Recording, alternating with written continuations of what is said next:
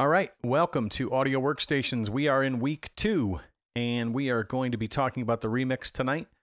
Last week, Steve walked you through getting your remix set up and getting your tracks in, and he also tempo mapped the session for you. He went through that tempo mapping discussion, went through setting up your markers, and if you have not watched that week 1 session, I highly recommend that you do go back.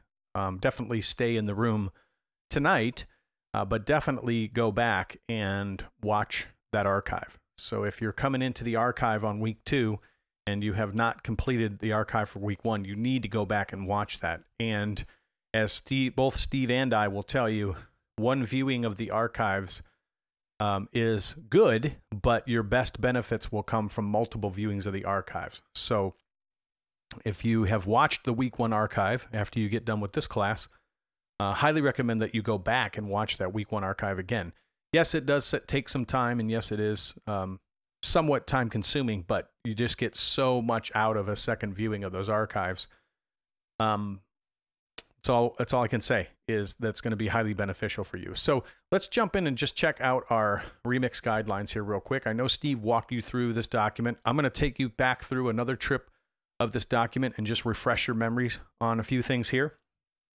Again, if you are questioning some things or like, wait, you know, I feel like I'm missing something, then something's missing from last week, because you should really feel up to speed on completing your week 1 remix milestone, where you have displayed your screenshots of your session with markers and, you know, you're ready to go. So this is just a quick overview of the document, again, as a second time for some refreshers. Big important thing is that you are only going to use the virtual instruments provided in Pro Tools. You're not going to use any virtual instrument or plugin that does not ship with Pro Tools. So I'm going to walk you through that process, because a lot of you, for some reason, not you, but in past classes, students, for some reason, they say, hey, I don't have that plugin, or I don't have this particular thing. So I'm going to walk you through that, because I just got this laptop and it just occurred to me that I don't think I have the instruments installed. So I'm going to install those while we're in class, and I can show you where they are and I can walk you through that process. My Wi-Fi is very fast, I feel, so I should be able to download these instruments pretty quickly, and I'll just install those with you right here so you can see how that happens in case you have not done that yet, because it does happen. But at any rate, we'll get to that. So remember, you need the following elements in your remix. Tonight, we're really going to be talking about these two, the main rhythm and the secondary rhythm. Big important point, that any MIDI that you create in your session, whether it's these main rhythm tracks, the secondary rhythm tracks, the bass tracks, the pads, the lead lines, counterparts, all that stuff, you always have to leave all of your MIDI in the session. Anything that you create with MIDI has to remain in the session upon remix submission. If you submit a remix that has no MIDI tracks in it, the assumption is going to be that you created that remix in another DAW. So you have to leave all of your MIDI tracks in the session. Now, we will talk much more about this, but for the main rhythm, you are going to print these main rhythm tracks as audio, and we'll talk about that, but you don't have to worry about that right now. All you need to do is, for this week, is we really want you to get your main rhythm and secondary rhythm tracks created. Okay? Do they have to be perfect? No, but you need to have a good start going, and you need to be able to demonstrate that when you submit a screenshot of your main rhythm and secondary rhythm tracks. So, main rhythm tracks, you're going to create those with MIDI. And we're going to go through some of those steps tonight. And I'm going to show you some ways that I would create drum tracks. And then as Steve comes back in next week and starts to create some more elements in the remix, he'll show you ways that he would create tracks. So in some ways we have similar styles with the way we create, but in other ways we're very different. So you get a nice contrast between our two styles. Secondary rhythm. Secondary rhythm, as it says here, these secondary rhythms can be audio loops. That's just the secondary rhythm. We're talking like backbeats and stuff. And we'll talk about a way that you can get some audio loops for free. And it's not Pirate Bay, so that's even better. But again, with secondary rhythm, with some of the things that I show you tonight, you can create those with virtual instruments, and you're going to have to make sure you leave that MIDI in the session. But remember, the only tracks that you will ever print as audio, that you'll ever be required to print as audio, will be your main rhythm tracks. But you can print the other tracks as audio if you'd like to. And when we get into that discussion, you can make more sense of that. But for now, I'm walking you through these steps, reminding you that these are big, important steps for tonight, and a very urgent reminder that all the MIDI that you create in the session has to remain in the session, okay? So you need to create main rhythm in your session, secondary rhythm in your session. That's what we'll talk about tonight. Then as we move forward, you'll be adding a bass part to your session, and then you'll be adding pads, lead lines, and melodic counterparts. Now, this bass and pad, lead lines, and melodic counterparts, that's really going to be Steve next week. I'm just focusing on drum tracks this week. Steve may pick up and add a little bit to the drum tracks, show you some little bit of different stuff or whatever. But don't count on that. I'm just saying he may do that. But the bass and the lead lines and that he will be doing for you next week. And the benefit of that is that Steve's pretty darn good at music theory, and he's really good at improving parts. So you can take a lot of his energy and tips when you get that next week, okay? So those two other, well, technically 4 other things that you'll be adding into your session. The vocals. For some reason, this question comes up. Remember, this vocal stems, this is referring to the Indaba stems that you downloaded. Sometimes we'll get the question, hey, I'm not sure about the vocal stem line in the guidelines. Well, it probably makes sense to you, but sometimes a question comes up like, hey, you know, what vocals? Well, the vocals from your remix. Now, tonight, we're going to talk about only using the vocals, getting rid of all the instruments and only using the vocals, and we'll get to that. This time-based processing stuff with delay and reverb, that comes a little bit later on. We'll talk about that. You'll be learning some time-based processing when you get into your Pro Tools Assignment 3, and then you'll take that info that you learn in Pro Tools Assignment 3, and then you'll embellish that when you get into your remix. So you're going to have to kind of synthesize some of this information. All right? So, but for now, don't worry about the time-based processing, because we're not doing anything on vocals tonight. I'm just walking through this document. Background vocals. The session that we're using does have background vocals. Some sessions don't have background vocals. Some students sing. So some students like to add their own background vocals and their own harmonies. And if you have that talent and you want to do that, then by all means, do it. Just remember this, that your background vocals or your vocal parts still have to be secondary to what the main performance is in the session. And then last but not least, as part of your elements in your remix, is going to be atmospheres, ambiances, and sound effects. And we will get to that. But that's just going to be kind of like icing on the cakes and gingerbread and bells and whistles and all that stuff. No, maybe real bells and whistles, but in the more figurative sense of bells and whistles. Okay? And then at the very end of the class, we'll talk about this preparation and we'll talk about the delivery. But for now, we have a lot more info to cover than that before we get to it. In this remix rubric, we will cover that at the end of the month. This will all be covered. So you will definitely be up to snuff by the time you get to week 4 in this class. Now, I will say this. I will say that if after week 1, you're feeling like, okay, you know, I'm starting to get this, but it just feels still a little bit weird and I'm still a little apprehensive, that's fine. And you might feel that way at the end of this week. And you might feel that way into week 3. But right about the end of week 3, beginning of week 4, the formula says that you are going to feel like a haze clears when you get to week 4. When you're in week 4, it just seems like a haze just starts to clear and everything starts to make sense. So go with that. And if you feel differently at that time, then you can hit us up and let us know that for some reason you're still a little bit confused. But by all means, anytime you have any questions, please make sure that you ask, okay? So let's check in here real quick.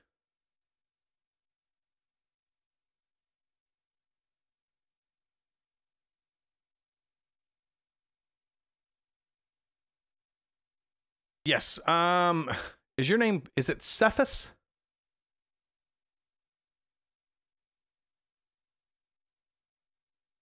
Cephas. Cephas.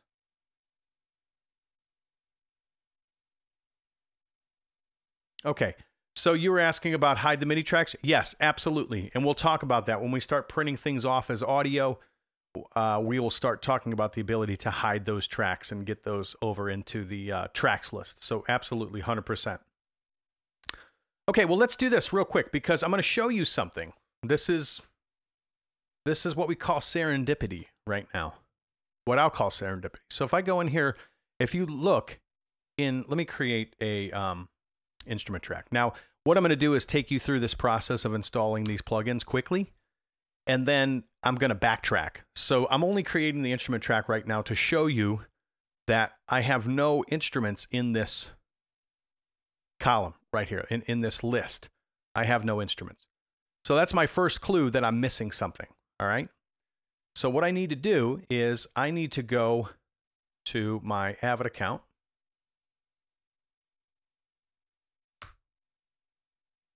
And I should be in there.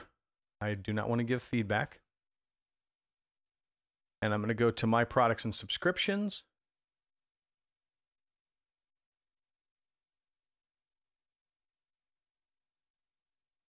And then here I'm going to go to this annual subscription, which is what yours will look like. And then this product details and download links. And then right here it says Pro Tools plugins here. I'm going to grab this. I may grab these, depending how fast these instruments download. I may grab the other ones. But basically anything in this list that says Mac within this name here is what you want to grab. So I'm going to grab this big 1.6 gig. And if I'm lucky, it should only take about maybe a minute for it to download.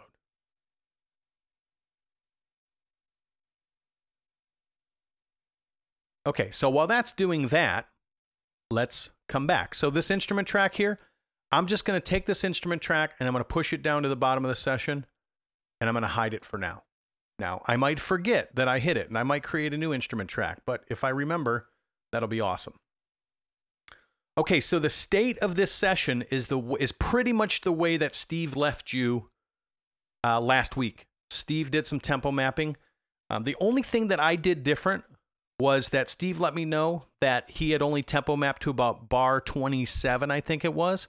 And so I just went back through and I completed Steve's process of tempo mapping the session. So if you're not sure about these tempo markers that are here, then you need to go back into the week 1 archive and review that because Steve went through that tempo mapping process. So if you remember that Steve went up to about bar 27, what I did was I just tempo mapped out to the end of the session.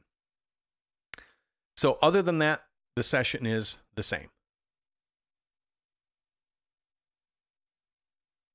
So let's go ahead. Now, this is exactly how the stems were imported. So these are all the stems from the session. Now, this Steve Live, I'm going to hide that and make that inactive. And I'm just telling you why I'm doing these things.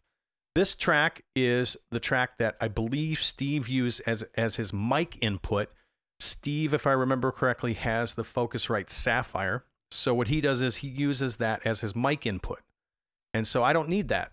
My setup recording in is just a little bit different, different information in interface, but neither here nor there. So I'm hide that, make it inactive. Click, I'm going to hide, but I'm not going to make it inactive. And the submaster I'm going to keep, I'm just going to push that over here. And I'm keeping the submaster because all these tracks are routed out. You know what I'm going to do? I'm going to hide that and make it inactive. I'm actually going to take all these tracks and I'm going to set them to my main outputs.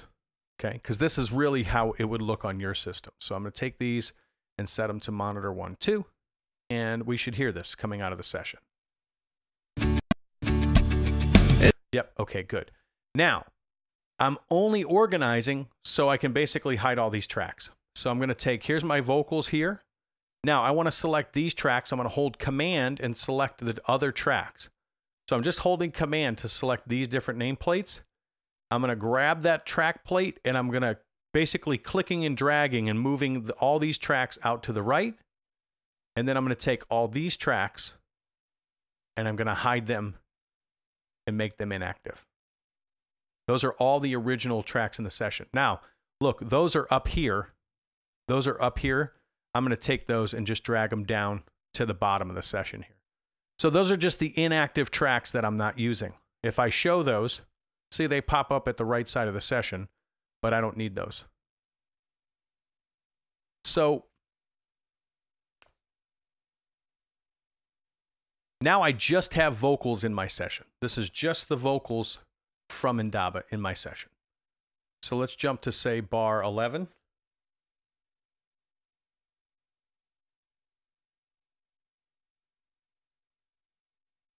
And oh, you look so fine, so real. So click lines up, everything's good. Other tracks are hidden, and I'm just dealing with my instrument tracks. I mean my audio track stems right now. Okay. Now I see some questions in here about. You may see the display preference pop up. Actually, you don't see them popping up, but I need to turn the brightness up on my monitor.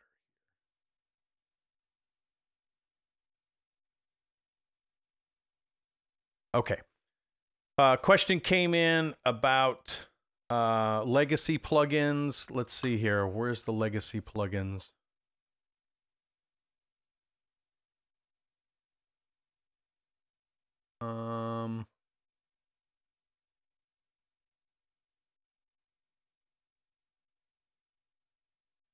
Where did you see the reference for legacy plugins? Maybe I'm not looking in the right spot.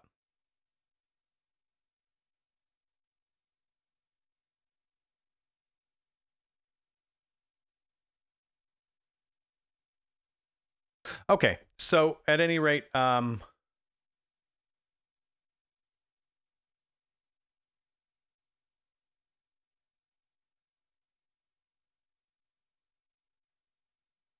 my files are almost done downloading here.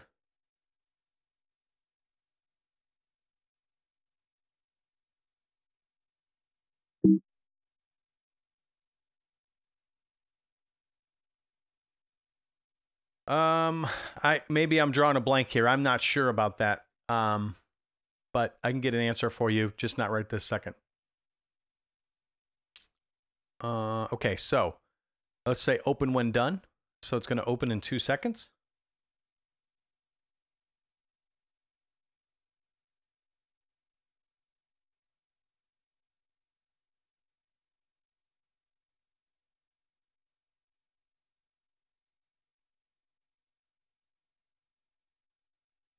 We'll let this open up.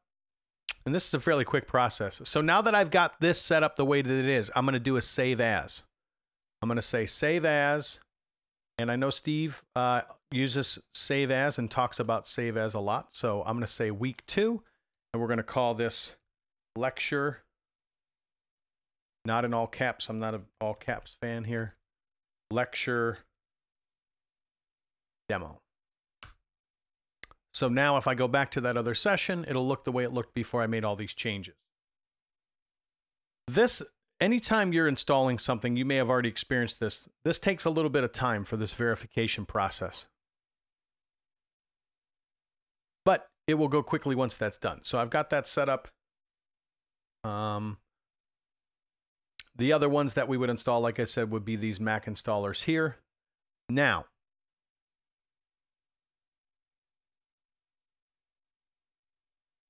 I thought that was going to happen a little faster, but just thank you for your patience.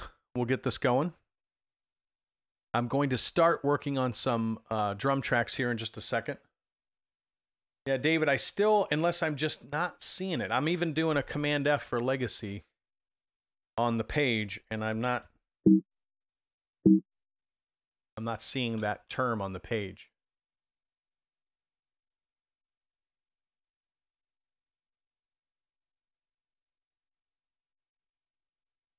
almost there for our install, and we're going to pick up pace here. Don't worry, this is just obviously a little bit slow, but we'll pick up pace here and get going. But again, this is going to be, I believe, a good thing that you can see this process, because some of you may still need to do this, because the install usually goes well, but for some reason, this gets missed by some students.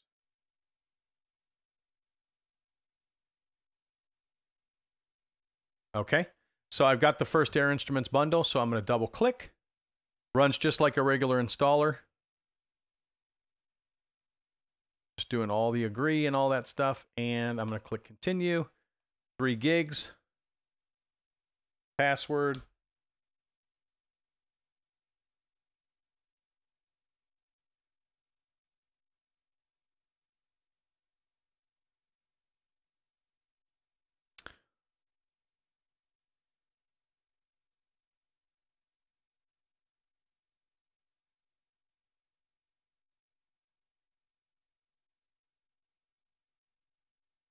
And occasionally, I'll mention this too. When you're running these instrument installs, this running package scripts part of the install sometimes can sit here for a little bit of time, to the point where occasionally, depending on the laptop that you have, you could say, man, what is going on? I don't even know if this is going to install the right way. But it will. It just gets hung up for quite some time.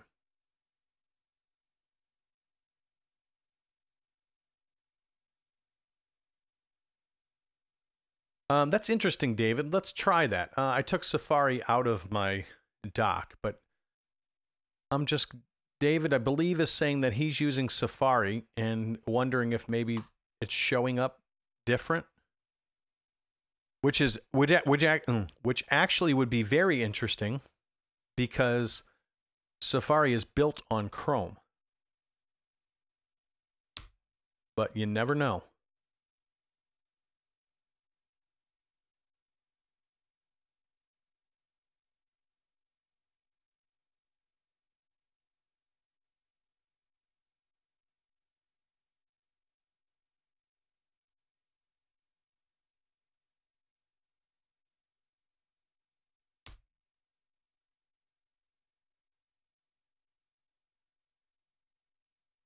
Try a different account.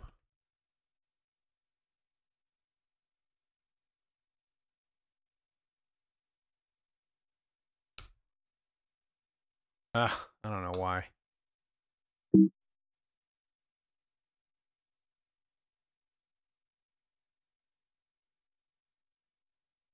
Yes. Good thinking. Good thinking. That is probably related to Pro Tools 10 and 11. I'm doing too many things at once here, but that's probably what it is related to. And now that you say that, there was like some old like bomb factory stuff, and there was like some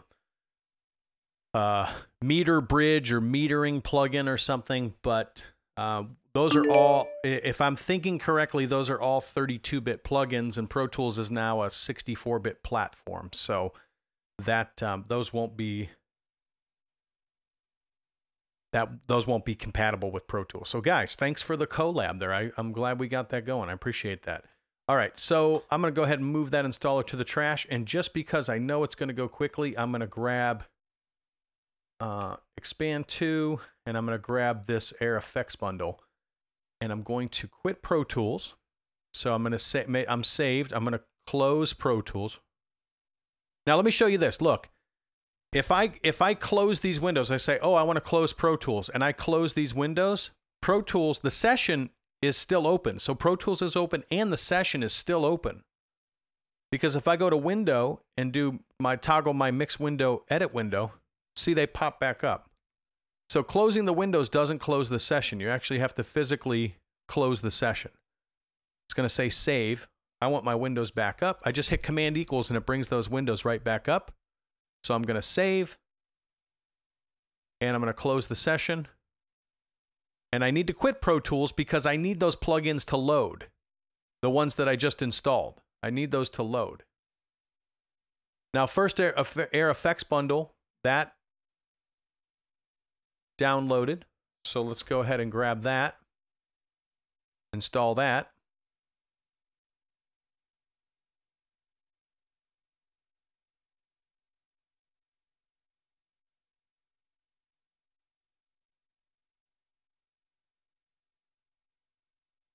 Okay.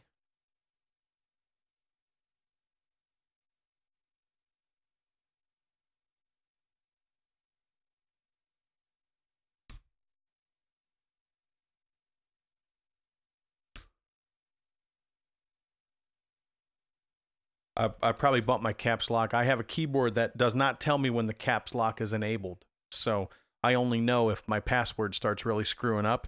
I typically go, oh, I probably bumped the caps lock button. So that's what I did. And expand's got about halfway to go there.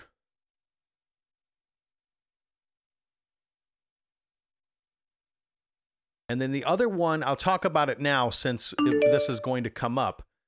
The other thing I was saying was about the instruments here. I'm viewing this in preview where I have right here, where the line of using audio loops, that you can use audio loops for your secondary rhythms. Well, in your Avid account right here, you have this Loop Masters sample pack. So that's 1.5 gigs of true high quality Loop Masters, which is a website.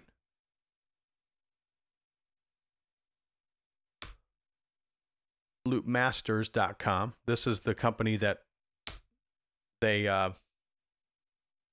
worked the deal with, Loopmasters. Awesome products, sample packs. Really, really great website. Super cool people. Good customer support. But that's where those samples come from. But you can download those right here. So we'll go ahead and start downloading those too, and we'll let that get going.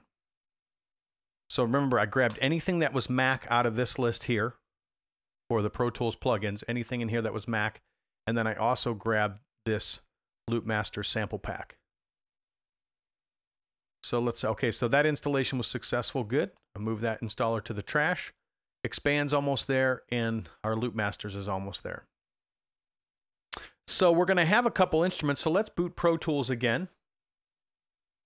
So I'll click, oh, you know what? I'm using 12.5.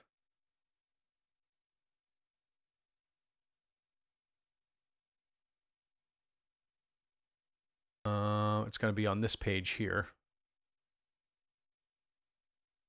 No. I'll go here. Drag into my, like I said, I just got this laptop yesterday, so I'm still kind of, adjusting to the way everything's been. I finally got my hot corners set up, and I spent the day just trying to get everything going and adding all these adapters because everything was Thunderbolt 2 before, and now everything's Thunderbolt 3. So I love my new laptop, but I was talking to Steve earlier, and I was kind of I was just telling him, like, man, getting a new laptop is great, but having to get it back up to the way you're used to it running is quite a process. So I don't tend to be a negative person, so I wouldn't say I was complaining, but I was venting. I guess that's what you would say. I was venting.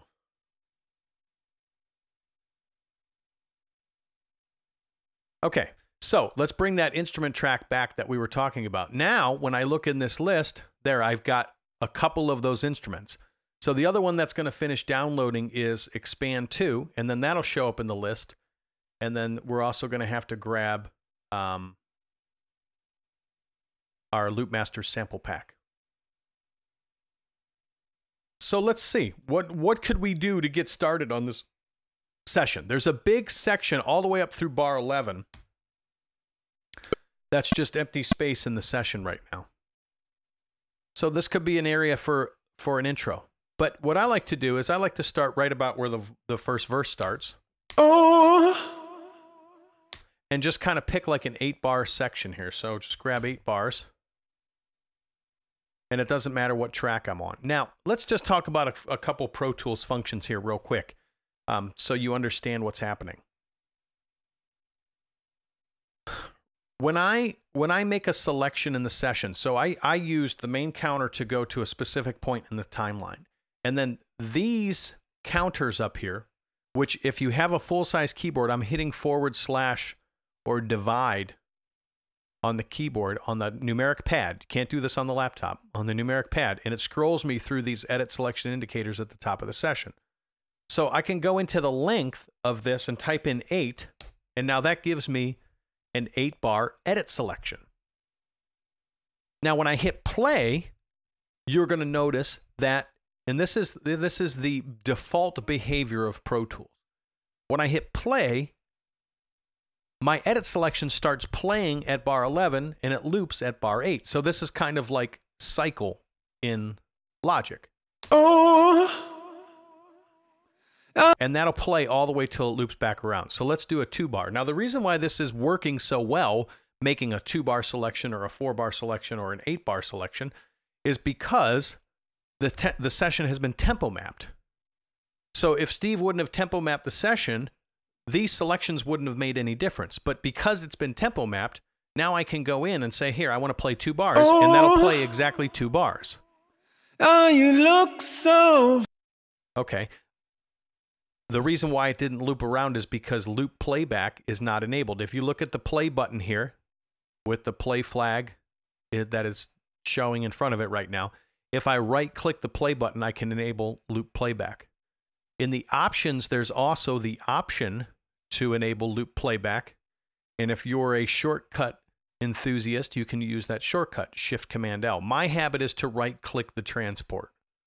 I am using Shift-Command-L a little bit more lately, but my habit is to loop playback like this. So now that selection will loop. Let's make it 1 bar so it loops quickly.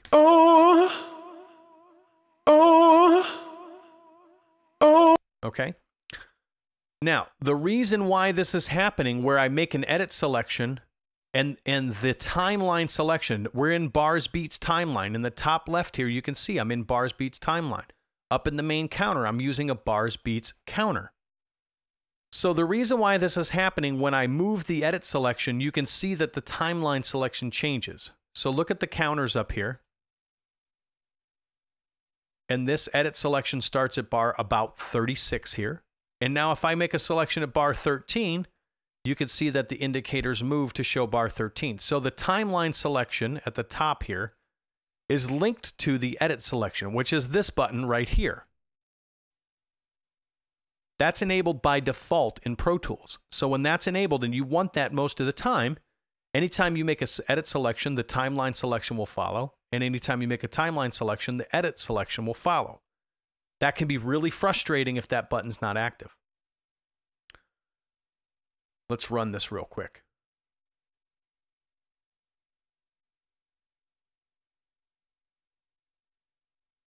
Install it all. Take up all my drive space. Avid. Wow, I can't believe that just took the password. I felt like I just hit a bunch of keys. I didn't even hit my password. All right, so link timeline and edit selection. Now, there's another button here called link track and edit selection, which is this button here that's flashing on the screen. And that is typically enabled by default, and we want that enabled by default because here's why. I want that enabled by default so that if I make an edit selection, notice that the nameplate for the track, okay, this nameplate that's highlighted, background Vox,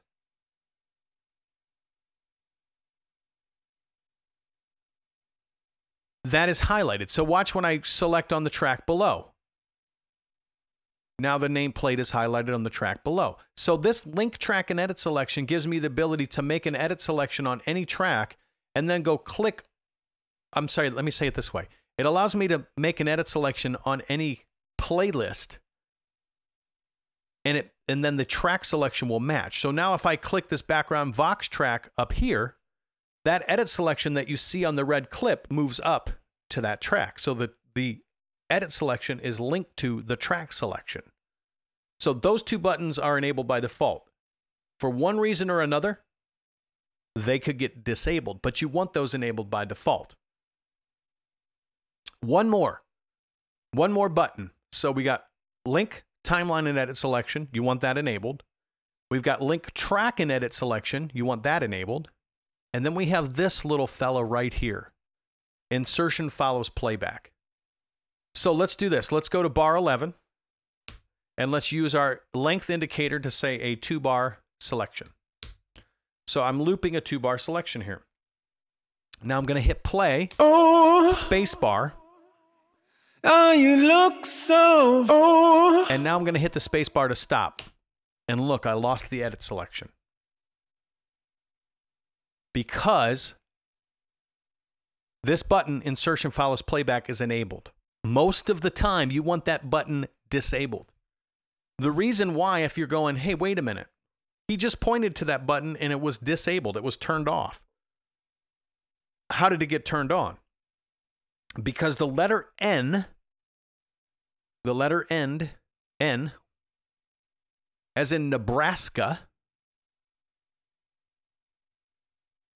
throttles or toggles, great word, toggles that button on and off.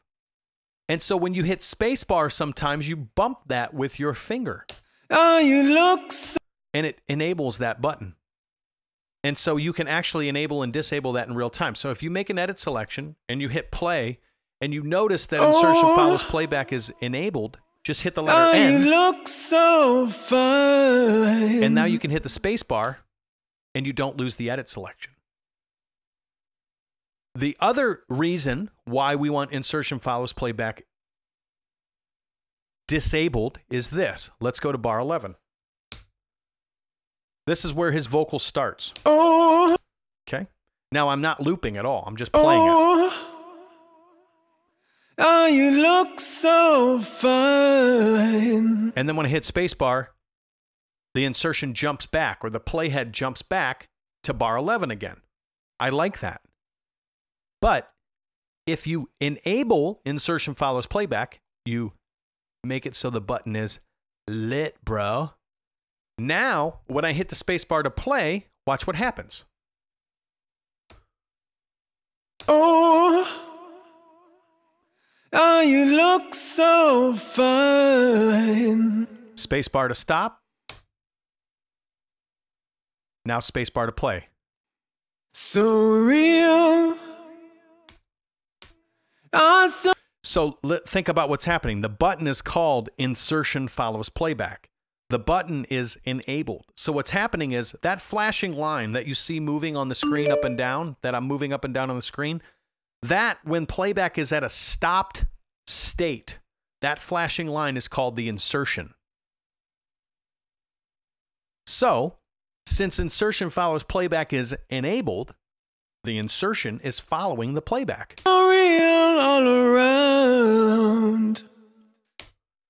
But that's only for when you're listening to a long edit and you want to be able to have it stop at the next point of playback. Because if you were, say, going through like a 1-hour podcast, editing a podcast for someone, or editing a really long audiobook, and you're listening to your edits and you're 32 minutes into listening from 0 all the way to 32 minutes, and you hit stop because the producer says, hey, hold on a second, the narrator didn't pronounce that word the right way, and you hit stop, you want your playback to stop at 32 minutes. You don't want it to return back to the front of the session. So that's a case where you'd want insertion follows playback enabled. But for the most part, for now, we're going to leave that disabled.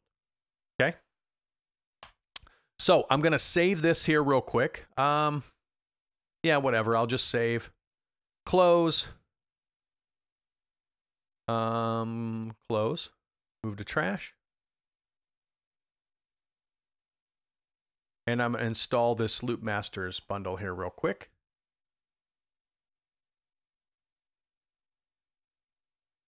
I'll quit Pro Tools.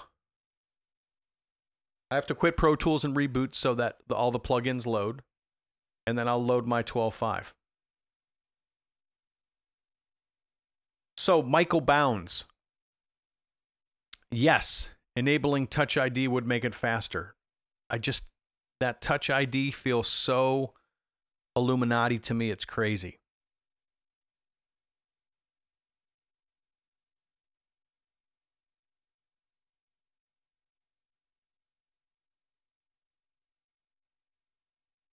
Cancel.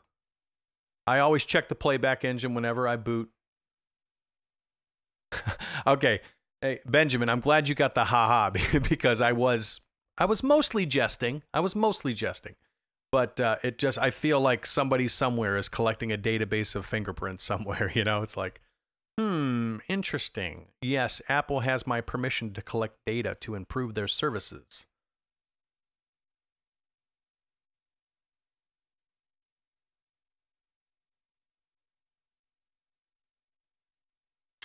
I did it just to banter about that for a second while we're waiting for this to install.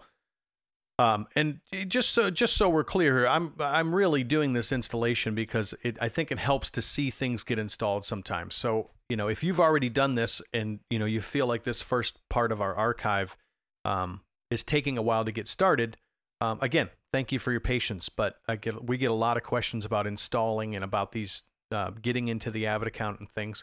So since I knew that I just had my fresh laptop and I was going to have to install these, I thought it would be beneficial for you guys to see this. So the pace will pick up here as we go along. But I did try to set up the Touch ID yesterday, and for some reason it wasn't reading my fingerprints. So we'll have to see why that is. Maybe I've already been, like my fingerprints have already been shaved off when I was sleeping or something. I didn't even know it. So that's almost done installing. So let's go ahead. I'm gonna go ahead and open the session again. And I'm going to show you what happened now. I'm going to show you what's in the session now that I've installed those two things.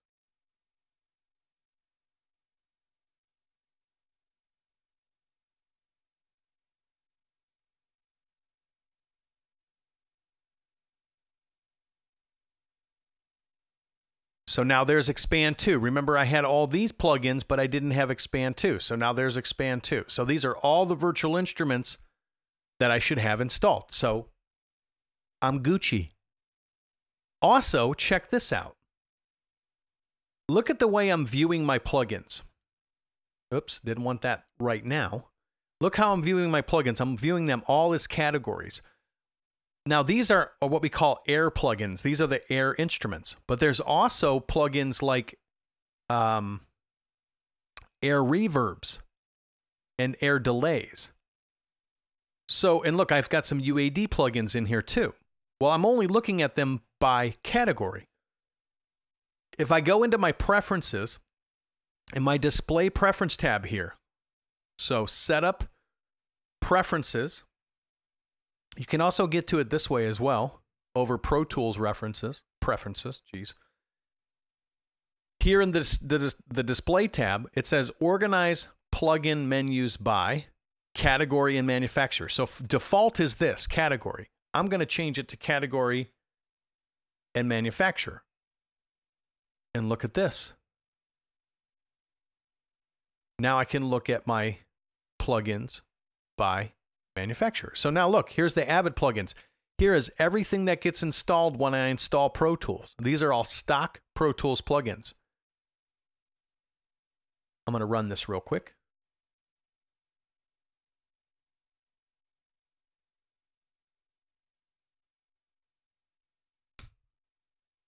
Okay, there we go.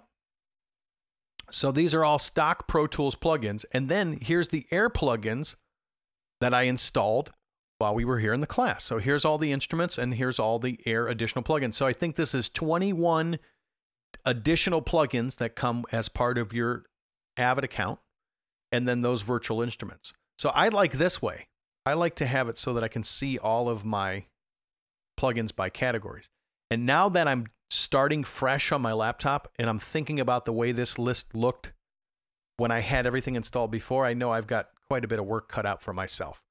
But that's okay because, you know, it's a labor of love. I love going, oh yeah, that's right, I had that synth, but I don't have it right now. So fortunately for you, this is what you're going to be using for your remix. Anything that's in this list and anything that's in this list. If you have any Waves plugins, you're not going to include those in the session that you submit. If you have any other brand of plugins, don't use those in the remix, okay? This is deliberate. We want you guys to be using the stock Avid plugins so that you can work within some of these limitations and have to learn the interfaces of these plugins because trust me, I mean, we're all the same. We all like that habit, right? We all like to go to the thing that's easiest for us. But if you haven't used these plugins, it's different. The interfaces are different. The way that you navigate them are different. But you need to go through that little bit of discomfort to find out what's inside. And I think if you do that, you'll really realize, like, wow, I can really get some good power out of the stock plugins and Pro Tools.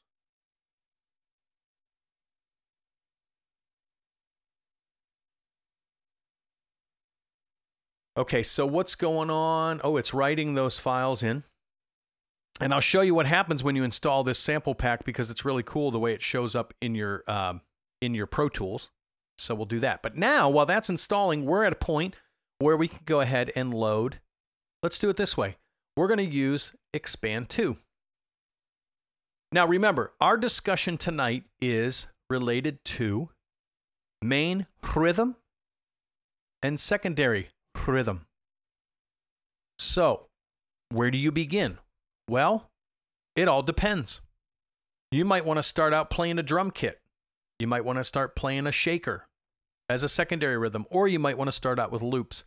What tends to work for me sometimes, okay, call this a little bit of like a production hack, is I like to go ahead and load up in Expand 2. Now this is where we navigate the presets in Expand 2 up here. You see how there's 4 parts here? A, B, C, D. Those are called parts. This is where we load patches. We load these patches within the parts. But we load presets up here in this menu. So if you look at the way this Expand shows up, this, let's say, 6/8 of the plugin looks like the synth module. But at the top here, there's like a little container or a framework where you have, where you can pick what track you're on, and you can pick the plugin that you're using, and then you can pick your preset. And then notice here that I just inadvertently opened this API plugin or this UAD plugin, but look, it looks like their plugin, but at the top here, same thing, same framework here where we're navigating through presets. So this is where we grab the presets when we're in plugins most of the time in Pro Tools. Sometimes they show a little bit different, but for the most part, that's where you load the presets. So let's bring up Expand 2. So up here in the presets, I go in here and I go to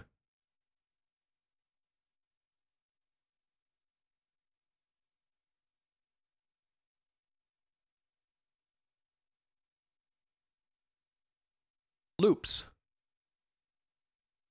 And then I just pick a loop. I just start going through here and I find a loop, something that I like. Okay. So let's go. I'm just scrolling back and forth. Bam. What's that? Okay. And then I'll play my MIDI keyboard. And I don't hear anything because I need to record enable this track. All right. So then I go to bar, say 11. That was the installed sound. Go to bar 11, do an 8-bar selection. Oh, you look so fine, so real. Now, that does not necessarily mean that that is exactly how my session's going to sound or how my groove's going to sound. It just gives me something to go on, right? This one is just a little weird to me. I'm having a little bit of like a, what should I do in this session? So instead of freezing up, this is what I do. I go and I just grab a loop to see if I can get something that feels like I can get a groove going. Doesn't mean it has to be the exact thing. This is all just throwing paint on the wall right now, okay?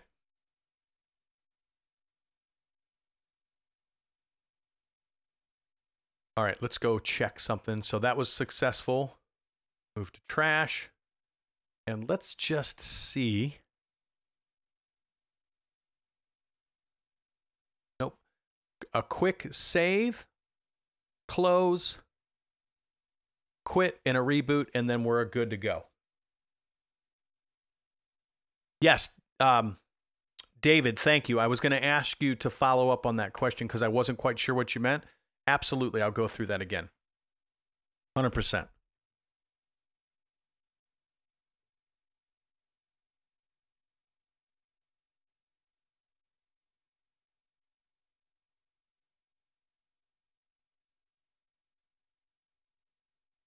All right, and cancel out of the dashboard, and then I'll just open Reson.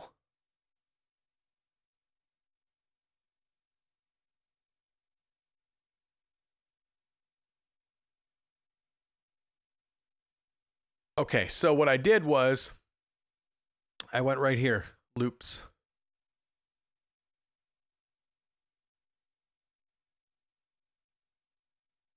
And then I just loaded the loop from here. And record enable the track.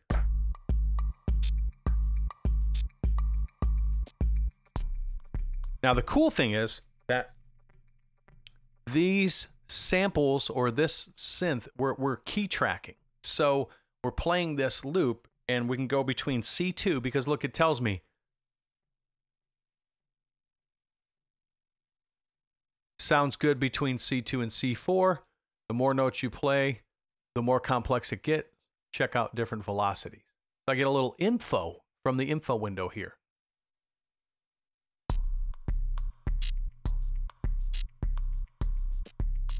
No, but once you get it loaded, Robert, once you load it, if you want to move to the next one, you can just click this little plus sign here.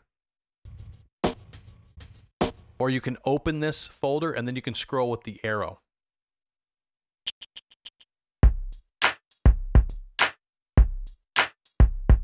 What? Almost thinking that was going to be like a little Busta Rhymes on there or something. So let's just try that. I'm just going to mess around for like 30 seconds and see what happens. I got a couple other things I want to show you. Interesting. Oh, There we go. oh, you look so fine, so real. Now, let's do this. Here's another thing you can do. Again, just one way to approach it. I'm going to show you another way to approach it here in just a second. I'm going to go in here. I'm going to call this track drums. So I'm just naming the track. Double click the nameplate. Name the track drums. Oh, well, fine. So I'm going to call this drum loop. I like to copy the track name into the comments. And then when I show my comments here, up here, you see this is my column view selector here that I'm clicking on. Or I can right click on any of the columns that are already showing. So I can right click on inserts here and then I can show my comments this way. So now I can see the name of that comment there. Over here on the left where the color tabs, somebody asked about changing the track colors. So you see it as I hover over that track, it says track color code, double click. I'll color that track future purple. And then I'm going to color all of my vocal tracks, select those. So I'm just clicking a track name, holding shift, clicking the last name that I want to be selected, and then double click the track color, and I'll make those blue. Don't make your brown tracks blue. So good. Now, here's my drum track. I'm going to go into the MIDI editor. We have here, I'm going to show you two ways that you can access your MIDI notes. MIDI notes here, but it's a little small to go in here and try to draw any notes in this little notes view here using the track view selector. So I leave it in clips view, and then I just go over here to the MIDI editor, so window MIDI editor. Now I get a full-size screen, and I can just click on the keys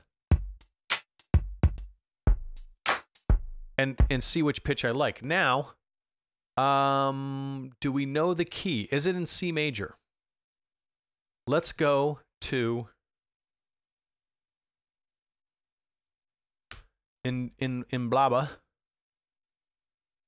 in Daba Music. A. Hey, thank you, sir. I appreciate that. So maybe I'll play the loop in A. It's a loop in A. It sounds like I'm speaking a different language. Maybe I'll play the loop in A. Just clicking and dragging. Now that's happening because I have the freehand tool for my MIDI. I'm just clicking and dragging this note. And it's 1 bar. I've made that note 1 bar. So when I go back into, I'm just command equaling here, command equals, double click that clip. Look right here, 1 bar. So I know that's 1 bar. I'm going to take that clip and I'm going to be using shortcuts to do this. Look, cut, command X, copy, command C, clear, command B. These functions work the same. Same thing as any other Mac program, really. So Command X, I'm going to do Command X. And then I'm going to type in my main counter, bar 11, enter.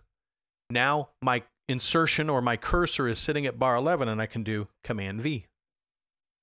All right. The other way I could do that if I want to move that clip is I take my grabber tool. Over here, look, I'm in slip mode on the left side here. Top left, I'm in slip mode. I'll go into grid mode. And then I want to move this, but look, I don't see the grid lines in the background. See how I don't see the grid lines? Here's my grid value selector. So let's say I'm on 16th notes here. But look, I still don't see the grid lines in the background. Watch. See this little button here? This says grid. When I click that, it's lit. And now you see the grid lines in the background. So look, this button here, I turn it off, the grid lines disappear. Click that button again, grid lines reappear. So what I'm saying is, I can take that clip now and just select it and drag it over and land at bar 11. I'm watching these indicators up here in the edit selection indicators. I'm watching that start time. As I drag the clip, I'm looking up in those indicators to see where that clip is landing. Okay? And then trying to land it at bar 11 right there. Or I could do this. I could put myself up here in the left side of the window here. I'm in grid mode. I put myself in spot mode. I click the clip, and now I just say bar 11. Boom. The way I would do it normally, my workflow would be this. That clip, Command X, bar 11, Command V. Okay, so the only reason I did that. Pause. Questions. I'm totally okay with repetition. I'm totally okay with backing up and repeating something. I know we were a little unconventional getting going here. So if you have a question, even if you think it's super basic, by all means ask it, because that's the whole reason we're here.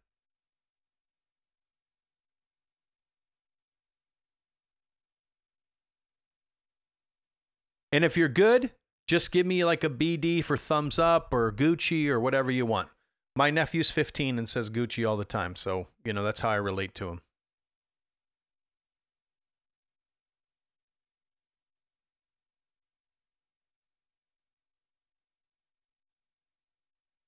God, wow. Good question here. Can we set up numbered windows to switch between like in Logic? So, for example, like your Command 1 would be your main window, and your Command 2 would be your mix window, like that kind of thing? No. Remember this. Pro Tools is considered a two-window editor. A two-window editor because you can hit Command equals and toggle between those two windows. We also have additional windows. One of the main additional windows is that MIDI editor. Okay? We also have a score editor. All right, look, bar 11. Look, there's our whole note at bar 11. Isn't that awesome? And so we have, and we also have our other windows, which is our workspaces, which we're going to use here in just a second. So Pro Tools is primarily a two-window editor.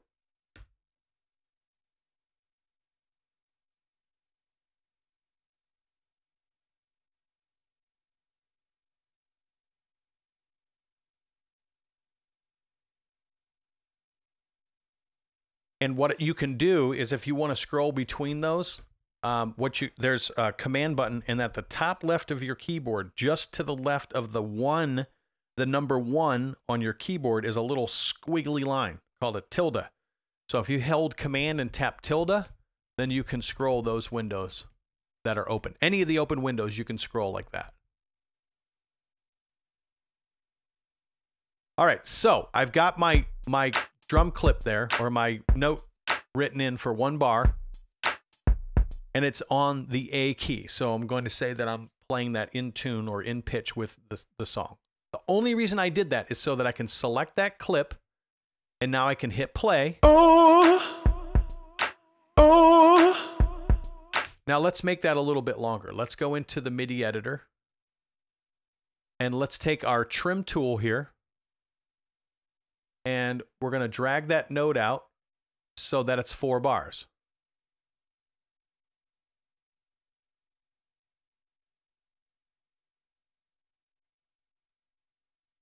If I drag across the timeline up here, look, see, it tells me I'm between bar 11 and bar 15. See that? And that's because I went over here in the MIDI editor and I enabled the selection display here. So now that I made that selection, I can kind of see that I've made a 4-bar selection because 11 plus 4 is 5. So 11 to 15 is 4 bars. So now, as I go Command equals back to my edit window, now this will play like a 4-bar phrase. Oh, oh, you look so fine. So now I can open up this little window here. So I just clicked on the plugin plate here to open it. And now right here, this little plugin settings select folder, I click that and open it. And now hit play, spacebar. oh, And now I can scroll up through these oh, or you across look so fine. and listen to the different patches. So oh, you look so fine. Oh, oh, you look. Oh, oh, you look. Oh, oh, oh, you look. Oh, oh, oh. Okay, so you get it. I don't think we want to hear him go, oh, anymore. So let's click done. So you can do it that way. So you can go here and find a loop and work with it. We'll come back to that. Another way I could do this, let's go ahead and look, see drum loop 2 there? I'm going to rename this. And I'm going to call it drum loop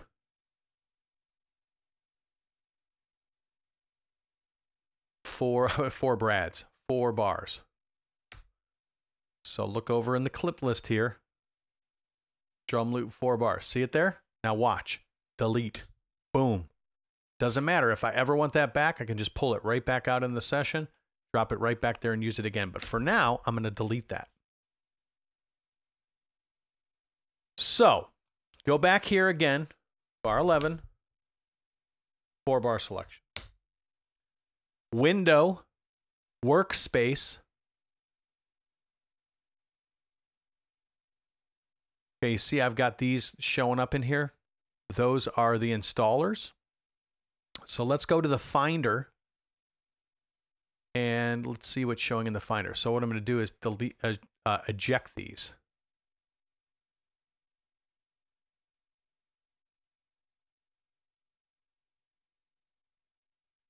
There, now I don't see them in that workspace anymore. But if I take this volume, then I can see all the drives that are connected to my computer. And if I take this catalogs here and I click that, interesting. Why did it not? When you run that installer, it's supposed to put the sound libraries as a, let's see something here. Oh, I'm in 12.5. I wonder if that's why it did that. At any rate, let me show you where those samples are installed. So here's what I'm doing. I'm trying to find that Loopmaster sample pack that I installed. So where that gets installed is in the Documents folder. When you install Pro Tools, there's a folder that gets installed called Pro Tools. In that Pro Tools folder, there is a Sound Libraries folder. And then look, Avid Loopmasters 1.0. There it is right there. So I can look for that now. That's where it's installed. So anything that's Pro Tools related that you install pretty much is in this Pro Tools folder. So Documents folder, look, Documents folder, and then Pro Tools. Look, your documentation's in there. A lot of different Pro Tools related things. Your session templates are in there. And then look, there's even a Sessions folder here. So here's my sound libraries. That's my Sessions folder, by the way. Avid Loopmasters. So there we are. There's that path. So it's Documents, Pro Tools, sound libraries, Loop Masters 1.0, and then all the different sample packs in here. Now, the way that we want to navigate to that in Pro Tools, which makes it a little more snazzy to utilize these in your session, is to go to a new workspace and then go to your Mac hard drive, users, your name,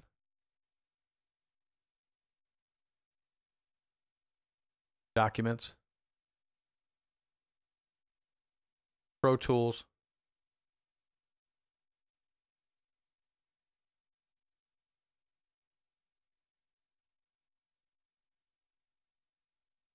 okay, for some reason, it's not letting me double click.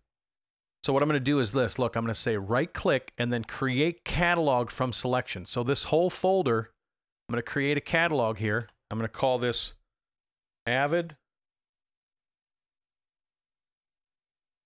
Loop Masters Library. Now, if I go here to catalogs, there it is, boom. So there's my Loop Masters right there. So now I no longer have to burrow down through this whole thing and do all this. I can just go catalogs, Loop Masters, boom. Now I'm in there.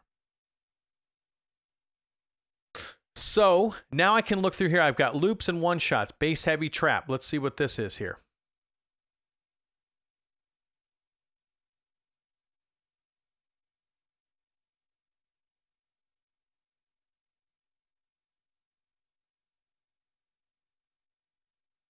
Drum loops.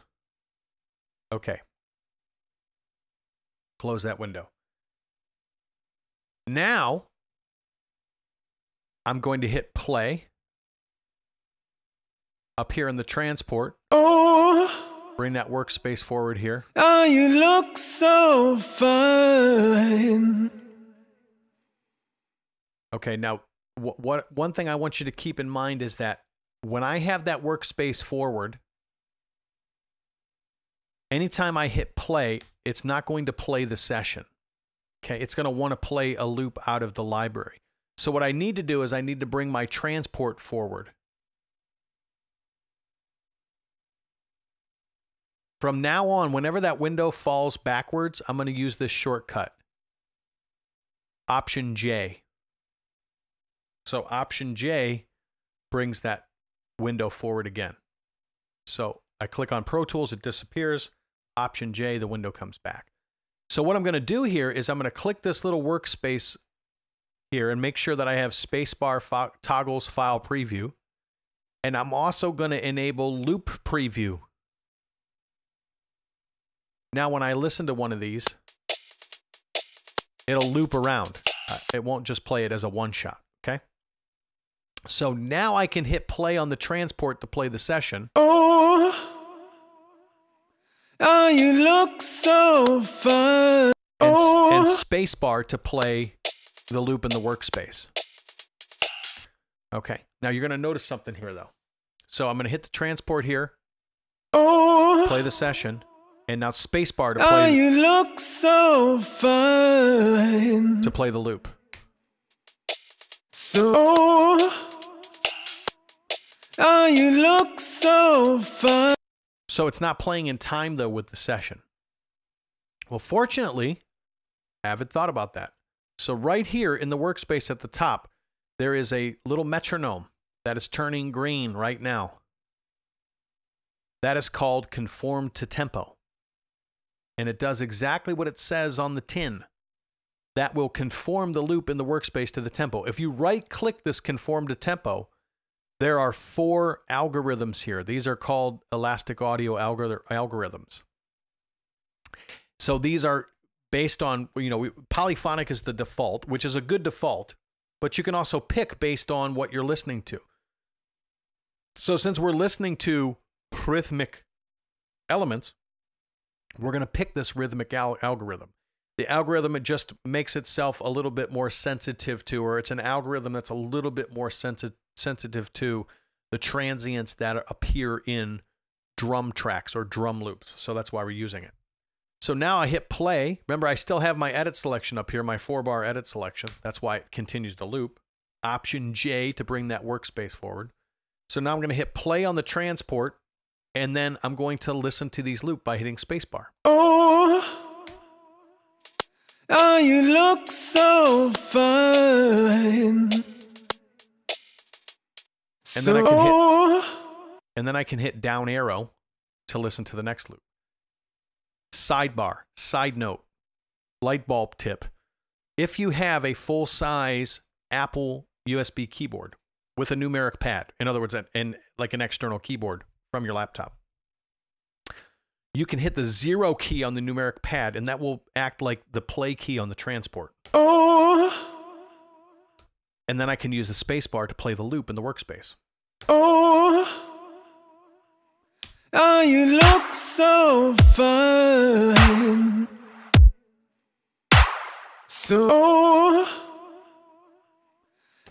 So I may need to, let's find something like, dark neuro might be cool.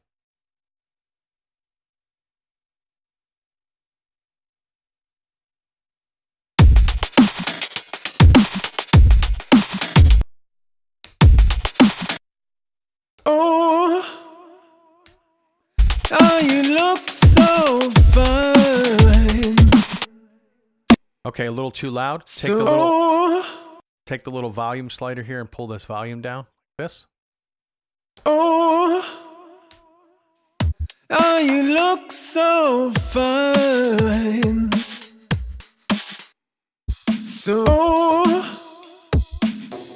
Oh, you look so fine.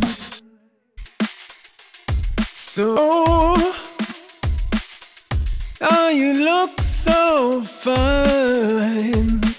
All right, so another way. So you could say I like I like one of those loops. I'm going to listen to maybe 2 more to see if I can find something that I like better. Now, also, you may have some loop packs that you got on your own. Remember, this is not to take a loop and throw it in there and use it as your session, right? All I'm doing is giving you a method. Okay, I've given you some of the buttons and controls in Pro Tools, little discussion about some tracks, little discussion about installing plugins, and then working in this workspace. I'm giving you ways to get started on your rhythm tracks. We've got more time left here, so we're going to get into fleshing these out, but I'm just giving you some ways to get started. I haven't heard anything yet that I particularly like. That's the other thing that I can really stress to you, okay, like a sincere suggestion.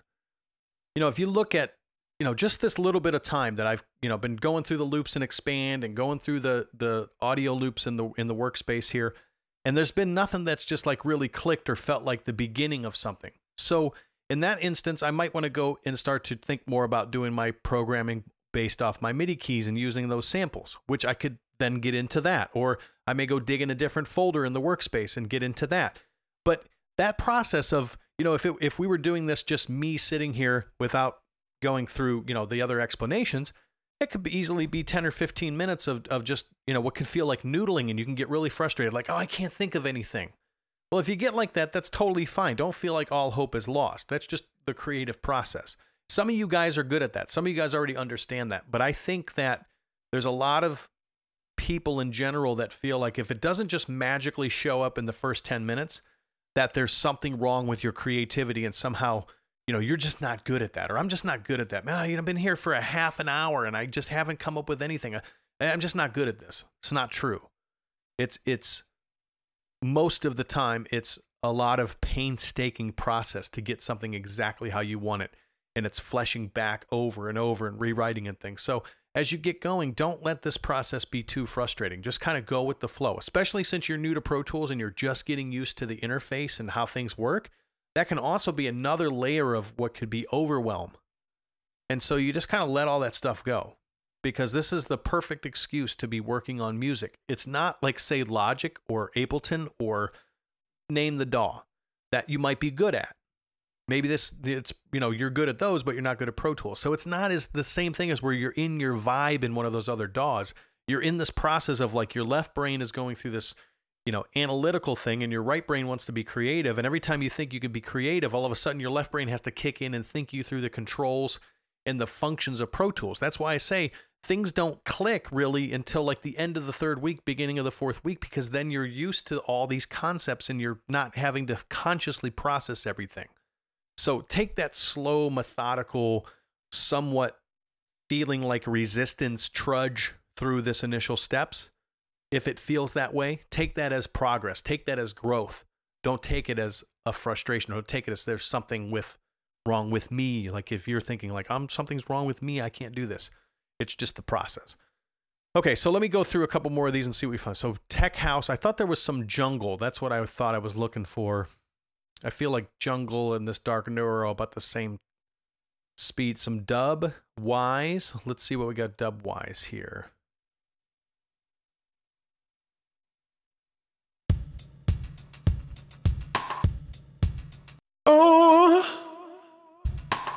Oh, you look so fine. All right, let's use it. Let's use that one. Okay. Again, this does not have to be anything that actually winds up in my remix. This is just to get me going. So I'm going to take this and I'm going to drag it into my tracks list. Now we're going to have a little bit of a tutelage here in a second of what's happening. But I'm going to do this and then I'm going to go backtrack as to what's actually going on because it's important for you to understand this. So I take that and I just drag it into my tracks list. I could drag it into the clips list, but if I drag it into the tracks list, it creates a track for me. So here's my track. Now it's at the beginning of the session. It doesn't matter. Let's go ahead. Command X. 11. Command V. Now, the important thing to notice here, I'll increase the track height by dragging on the bottom of that track, or I can click on this little ruler here and make that fit to the window so that we're just seeing that track. When I drag that in from the workspace, remember I had the metronome that conformed to tempo. Okay, that is not the metronome. Let me clarify that. This here that's flashing on the screen, that's the metronome. But Option J for the workspace, this little metronome-looking thingy, the button called Conform to Session Tempo, that is enabled. When that's enabled, that plays the loop at the session tempo. When I drag the clip into the session onto the tracks list, magically, the elastic audio algorithm is enabled for the track, and the track is set to Tix time base. Wow. What does that mean? Let's hold that thought. Let's go to what happened when I imported the clip.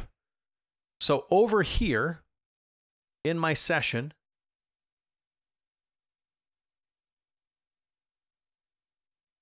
tell me something. I don't have the shortcut set up. I was going to zoom. You notice here that there's a bold clip here, and then there's two clips with the exact same names, but one's bold and one's not bold.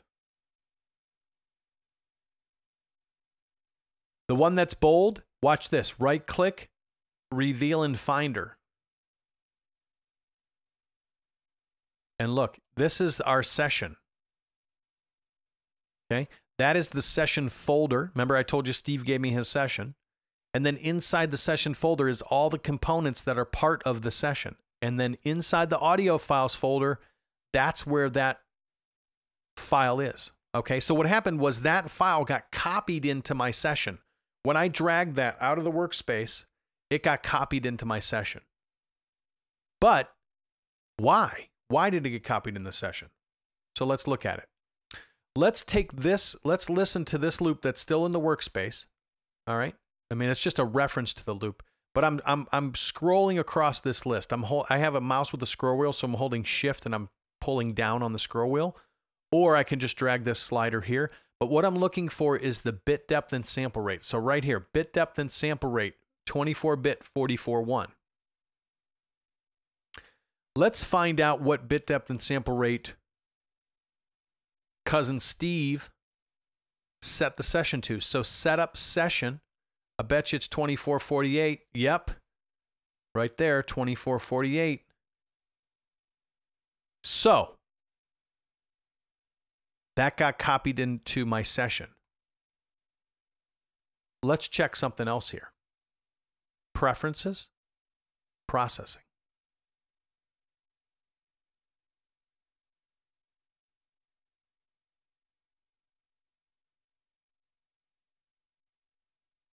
Option J.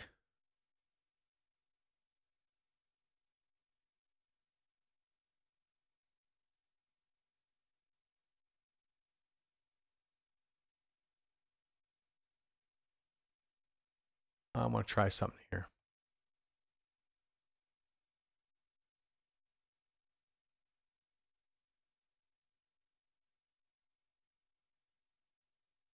Aha.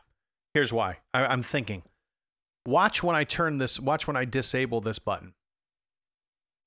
And let me drag another clip in here and see what happens. See if I can clarify my thoughts here.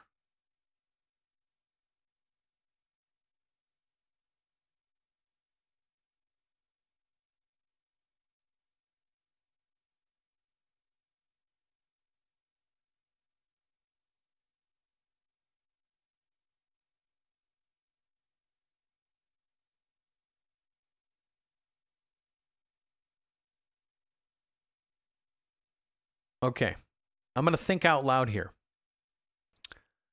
Under this processing tab, these are what we call Pro Tools global preferences. Under this processing tab here, if you click along the top, you have these different tabs. They're called the global preferences because these choices affect any session that you open. Okay, these are the global preferences. This is not like a session preference. It's for any session that you open with Pro Tools. The two buttons that are good to have enabled are automatically copy files on import and convert copied files to session format. So that anytime you drag a file in from the Finder or the workspace, they will always be copied into the session. So check those two boxes and click OK.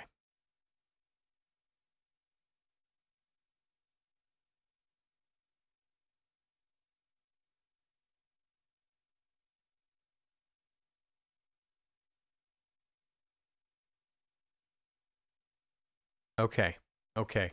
Guys, just bear with me here because I'm trying to give you something that will really help you understand how files get managed in Pro Tools.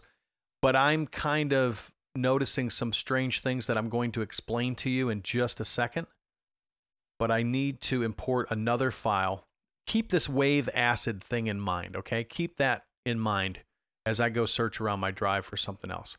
If I go to, actually here, I can go to Volumes, OWC, Samples, and I can go to, what's Future Garage? Drum loops. And notice that these are wave, just straight up wave files, okay? So the other ones, actually, you can have more than one workspace open too. So let's do this. Window, new workspace.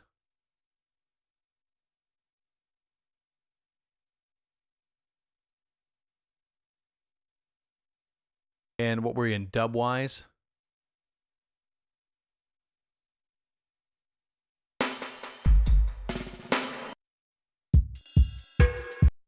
At any rate, doesn't really matter which one. But again, remember, wave acid.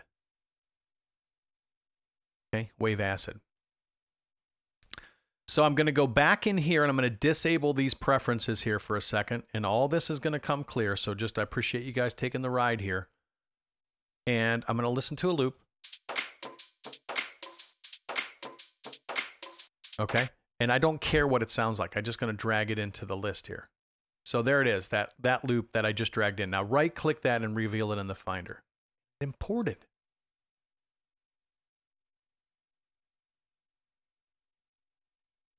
Okay, so here's my thought process. The way this typically works, and there's a little something that's clogged in my brain or something, but if I do not have these preferences checked off, if I don't have these boxes checked off for automatically copied files on import and convert copied files to the session format, they typically will simply be added to the session. In other words, when I right click the file, it won't be in the audio files folder like it's appearing. It will be in the original samples folder. And at first I thought it was because I was using those WAV files that had the ACID extension next to them.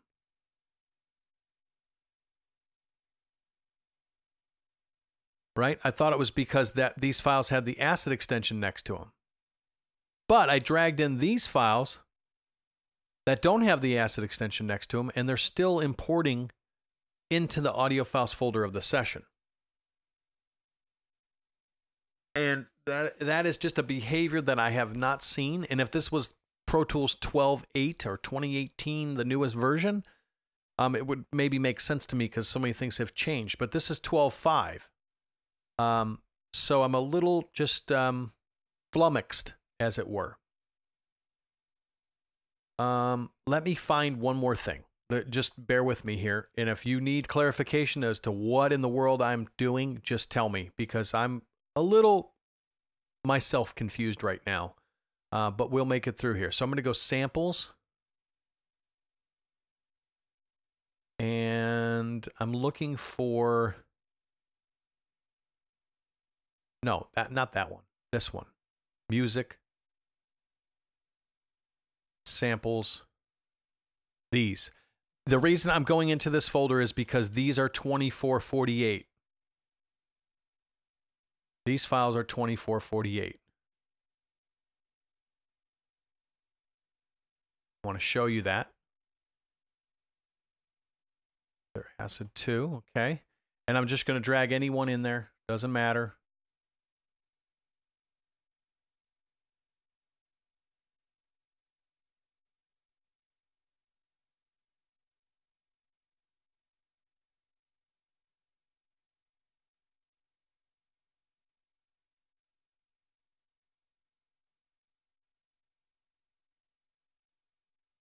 Okay. So, here's the takeaway of all this. When you're importing files into Pro Tools, when you use File Import Audio to import files to Pro Tools,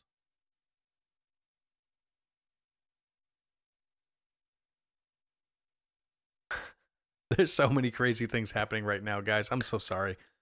This is Pro Tools 12.5. Let me show you something. Man, I hope you guys are getting something out of this, because I hope you just don't feel like this is too frenetic. Pro Tools compatibility.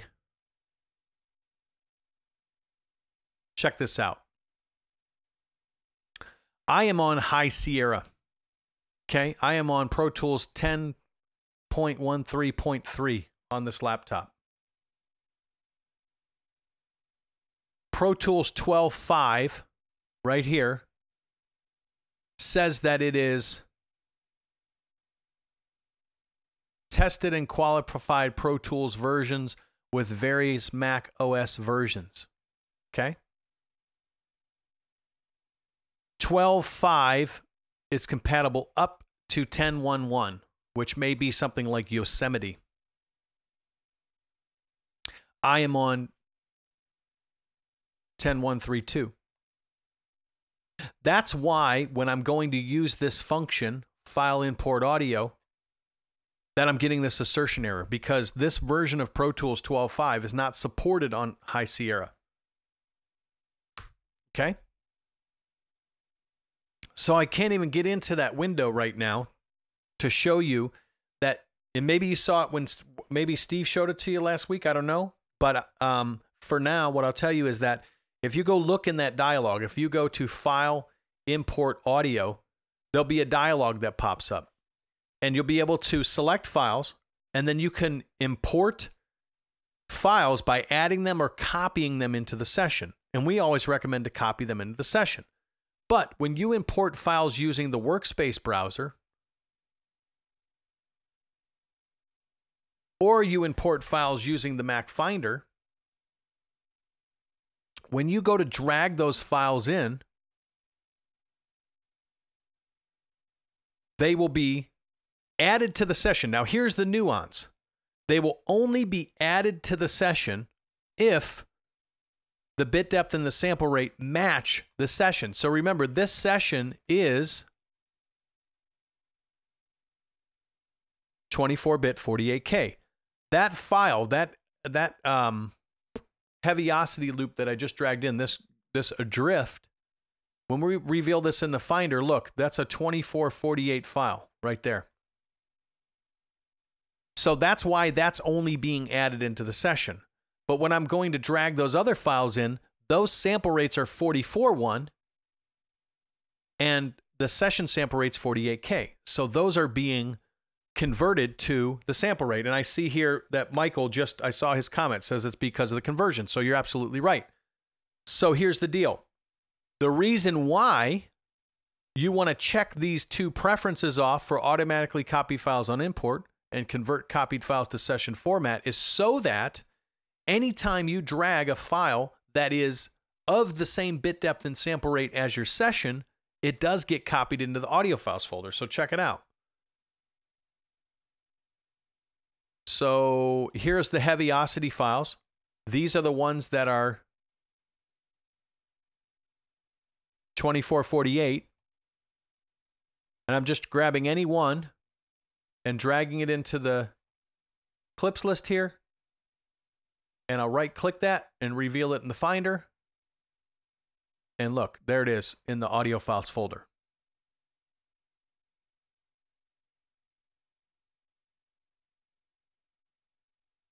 So that's a backup like insurance policy because of so that any file you drag into your session gets copied in at the proper bit depth and sample rate. All right, so let's do this. Let's see what is actually happening here.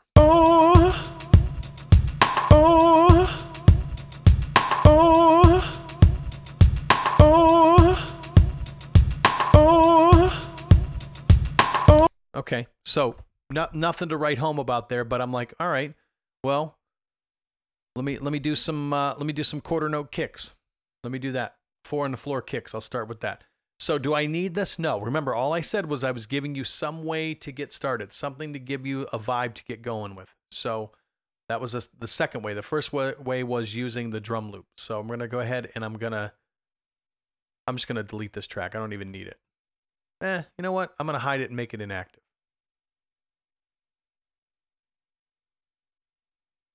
So now I'm going to go into Expand, and I'm going to go into my presets, and this time I'm going to load up a drum kit. Now, you'll notice in Expand too that you've got presets with plus signs in front of them, and then you've got presets with no plus sign in front of them. That's because when Expand first came out, these were the presets that were part of Expand. And then when Expand was updated, they created new presets and they put a plus sign in front of them so that you didn't lose any of the old presets that were in the original version. So there's some variety in here. What is this? Electro Papa.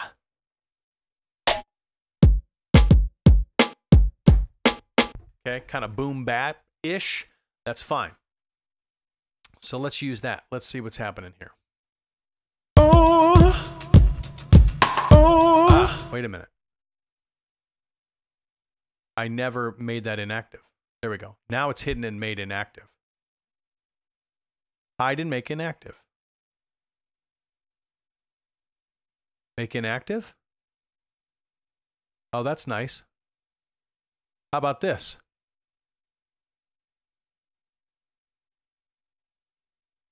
Delete. Yes, there we go. Now I don't have to worry about it.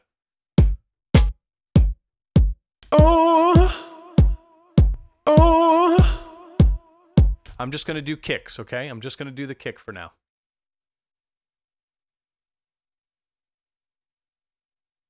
And I'm going to not use an edit selection. I'm just going to start at bar 11. So look up at my edit selection indicators. I'm just starting at bar 11. I have no length selection. It's just going to start playback at bar 11. So I just jump up in the main counter, type bar 11, and I'm just going to hit play. And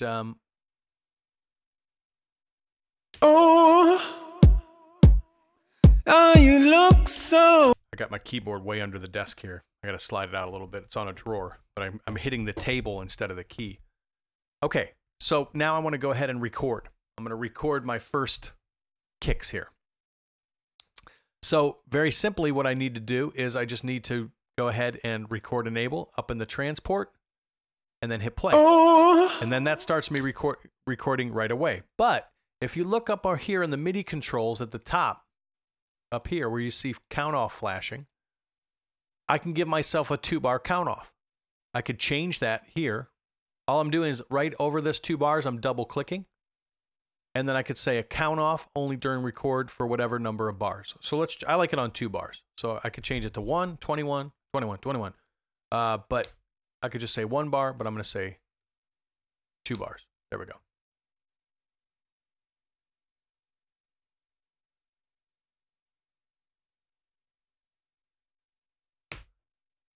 All right, so now, right click, my track's record enabled. Okay, right click, hit play, I'll get a 2-bar count off, and should be good.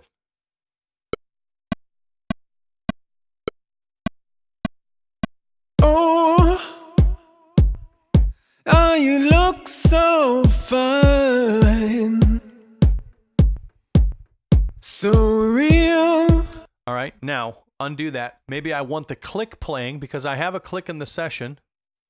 Over here at the top of the session, I do have a click. If you need to create a click, you can create a click track here.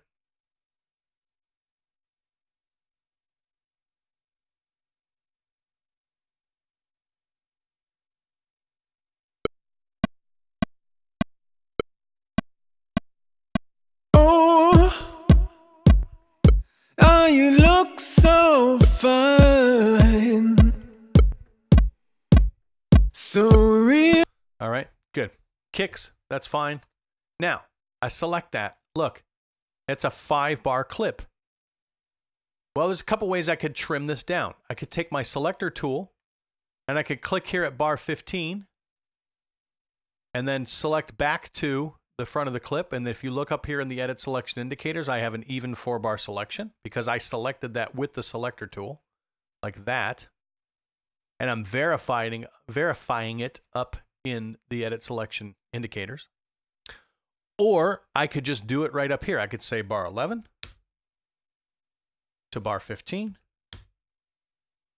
Boom. And then edit, trim clip to selection. I got a little MIDI note hanging out at the end there. So let's go to the MIDI editor. Window, MIDI editor. That little note there. So I'll go up to my tools here at the top. See, I'm scrolling through. I'm just clicking on them to show the different tools here. So I'll get the grabber tool. Notice that when I use the grabber tool, that little hand, and I'm hovering, it's like a little lasso tool, and I can lasso those notes. But if I see how they're all selected, and then I just click anywhere off of those notes with the lasso tool, and they all deselect. Now when I hover over a single note, you see I get the little pointer. Click the note. Delete. Command equals back to the edit window. And then I'm making sure, see, I'm in grid mode, so I can make sure that I'm making that even 4-bar selection. And then I do edit, trim clip to selection. And then look, I verify it 4 bars. Now it's not going to be perfect. Oh, you look so fine. Okay, let's go back into the MIDI editor. And let's zoom. Notice this. Now, if I zoom in like this, I can't see the right side of that edit or that selection, right? If I hit R, I can see the whole thing, right?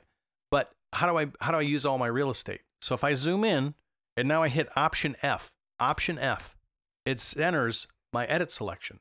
Same thing as if I did this. If I selected from 13.1 to 11.1 and I wanted to fill up the screen with that selection, Option F. Fill the screen. So what I'm showing you is, look, those notes, the notes are not on the grid. See, each one's off a little bit. So I need to quantize those. Now I can do this. I could just manually take these and move those notes onto the grid. That way, or I can select all of them, and then I can go up to Event, Operations, quantize, and I will quantize to a quarter note. Click apply, and now they're quantized. Oh, you look so fine. So okay, let's go back to the MIDI editor again. And I'm going to look right here. Down here is my velocity lane. And they're all at 127, I believe. But if they're not, I can go to change velocity and I could set them all to 127. Click apply. Okay, there they are. They are there. Just double checking. oh, you look so fine. So you okay, good. Good enough. All right, so I'm going to change the name of this track to Kick MIDI. Look how the clip name does not match. What? What? Kick MIDI.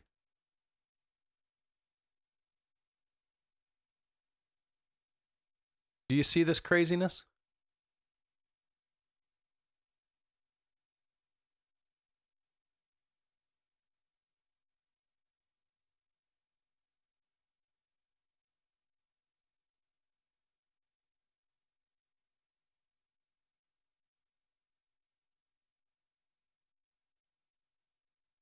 That's weird.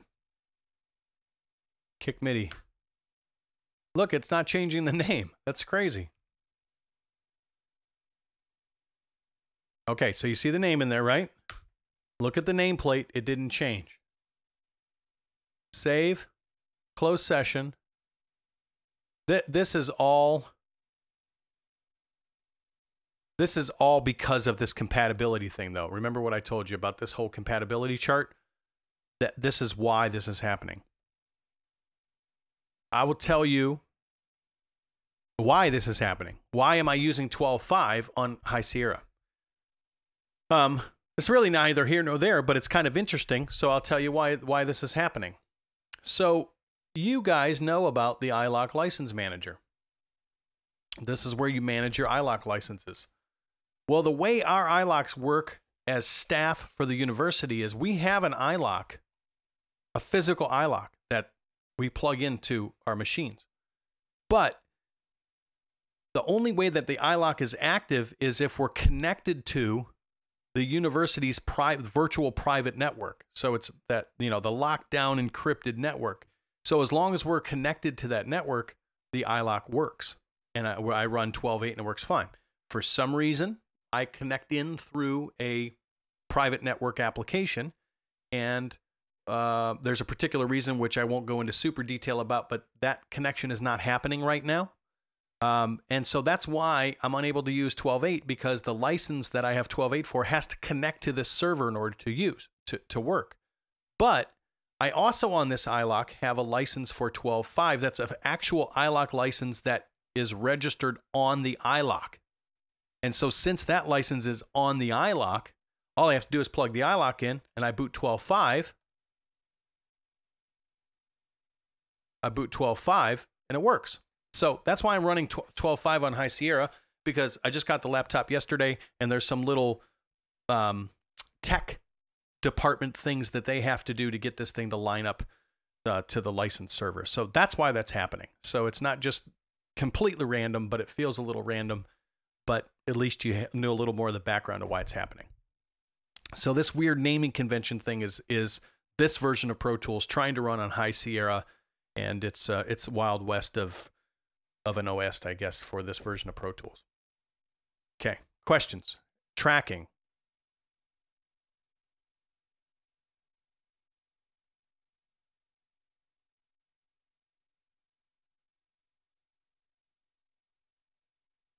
Thank you.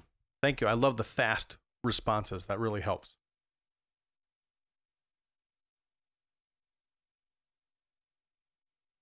Cephas, thank you. Okay, so good. So there's my kick MIDI, right? So let's do this. Let's duplicate. Oh, I was going to show you. So you see how the kick MIDI name here does not match the clip name drum loop. Well, look at this. I'll just go edit, consolidate clip. Boom. Now look, there's kick MIDI 01. Created a new clip for me. Here it is over in the clips list. So now the clip name matches the track name. Now let's do this. Duplicate. I'm going to duplicate one time. It says data to duplicate, active playlist. Well, this right here, this is what we call the active playlist. And then on Thursday, we're even going to talk about playlists some more. And you'll be like, okay, now I really know why they're talking playlists. But that clip right there, that is a playlist. That's on a playlist. But I don't want that to copy. So I'm going to disable that. Alternate playlist, doesn't matter. There are none right now. Automation, doesn't matter. There is none. Inserts, yes. Take that over because that expand to, that's the insert. Sends, doesn't matter. There are no sends on this track right now. Group assignments, doesn't matter. There are no group assignments. So the only thing that matters is I don't want the active playlist to go over, and I do want the insert. I'm sorry, I do want the insert to go over. Everything else I can leave checked, but it doesn't matter because there's nothing there. So insert after last selected track, click OK, boom, there's my duplicate. So I'm going to call this snare MIDI. Nice. Okay, I'm going to show you a quick way that I do this because this works for me all the time. Joaquin. Yes, you can just use the virtual instruments. So hopefully it's starting to feel like I am going that way where I'm using the virtual instruments. But so the loops, yes, you can use as your secondary rhythms. Okay, that's only for like backbeats and like in the background grooves, right? Like this kind of thing, shakers, tambourines, hi-hats, like that kind of thing, like filler. But kick, snare, and hat are what you really need to program with your virtual instruments. So if you just want to use the virtual instruments, that is totally fine. Okay, so we know that we're having the issue with this track being renamed because if I double click it, it says snare MIDI, but it's not locking into the nameplate. So I need to save the session, close the session, and reopen the session. Okay, now you have to be careful when you do this because we have this whole issue of the undo history that we have to be careful about. Well, right now, because I just closed the session, there's not much in there because what happens is when I close the session, it clears the undo history. All right. Logic, if you're working in Logic and you work on a session for, let's say, 4 or 5 hours, and you have 32 undo steps in your undo history, you close the session and quit Logic, and you come back 3 days later and open it back up, all your undo history is there, no problem. Undo at will. Pro Tools, not so much. Pro Tools, you close the session, clears your undo history. So you have to be careful about when you do this. But if you want to quickly close and open the session, I do this. It's all up here in the shortcuts. So I'm doing save, close, and then open recent, but I'm using shortcuts. So Command S, Command Shift W, Command Shift O. Boom, look. Oh my God, snare MIDI. So now I'm going to go in here and I've got a snare selector right here. So I'm clicking on the virtual instrument now that got copied over onto the snare track. So there we go. And now you see it, part A, part B, part C, part D. We'll look up here. Part A, part B, part C, part D. So let's click on part B and look over here. There's some info. So it says knobs 1, 3, 5, snare side stick select, knobs 2, 4, 6 tuning. But now look at the knobs. D1 select, E1 select. So this is telling me I have snares on D1. Got to record enable it.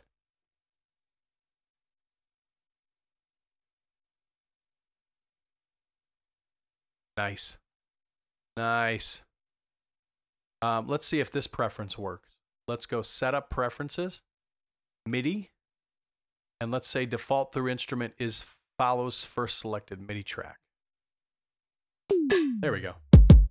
So what that does, it's not going to help me for record enabling the track at all, but what that does is it allows me to play the preset without record enabling the track. So what I did there was I went setup preferences, MIDI, default through instrument follows first selected MIDI track. Oh, oh, you look so fine. So,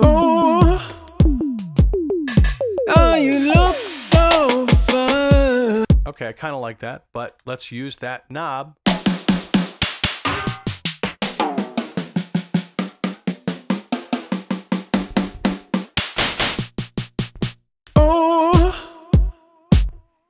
Oh, you look so fine.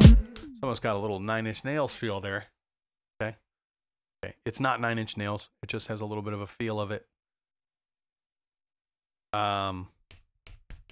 Interesting.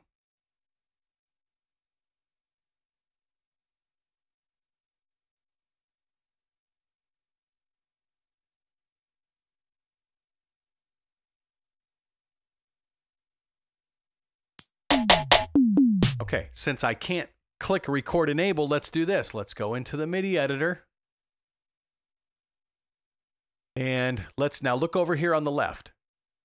See how we're seeing the kicks here? That's because the kicks are able to be viewed. That little dark bullet point right there, that's how I can see those kicks. So there it is. But if I click the bullet next to snare, now the snare is ready to be used because the little pencil tool up there on the left here, okay, double click and open that tracks list. The pencil tool is on the, if I click the MIDI track, then the pencil moves to the MIDI track. Click the snare. Now the pencil's on the snare track. So,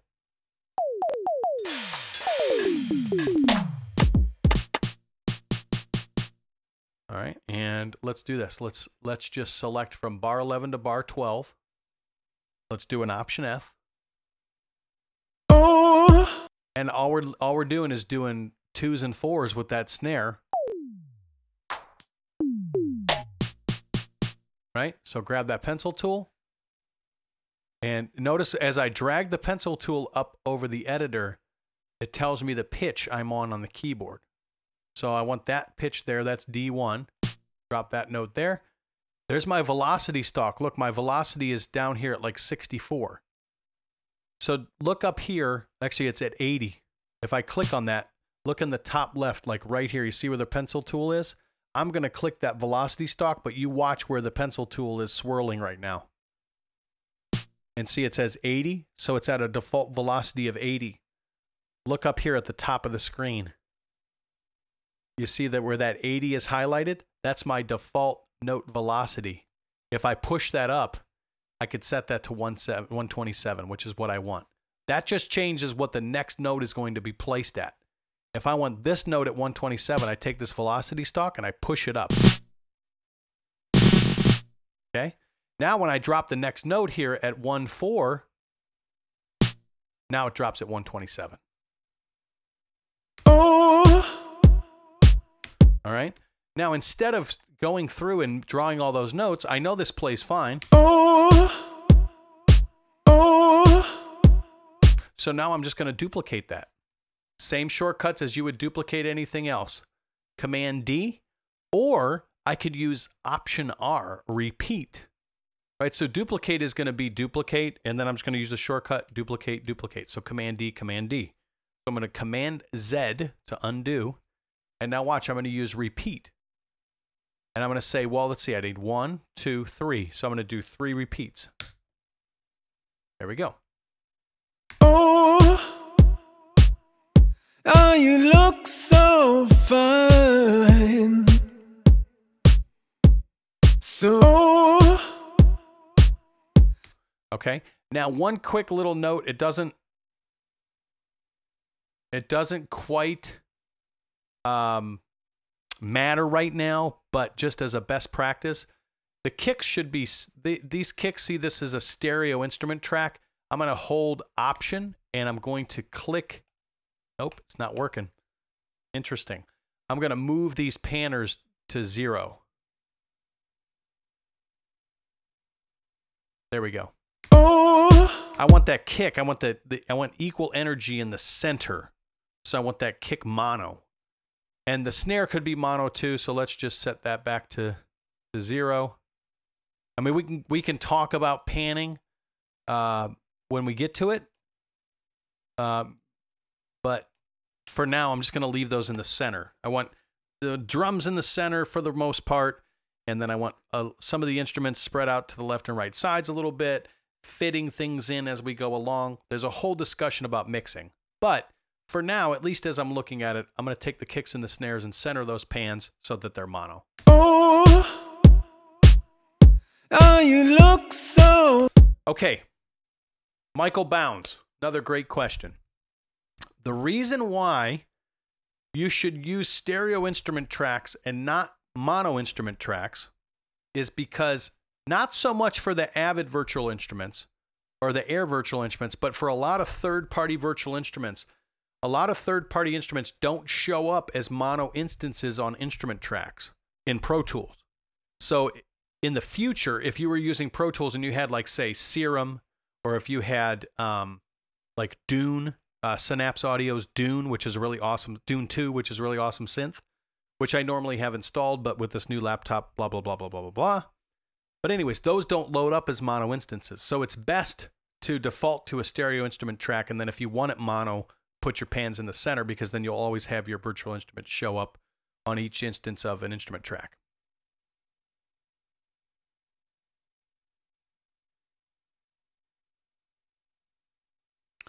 Okay.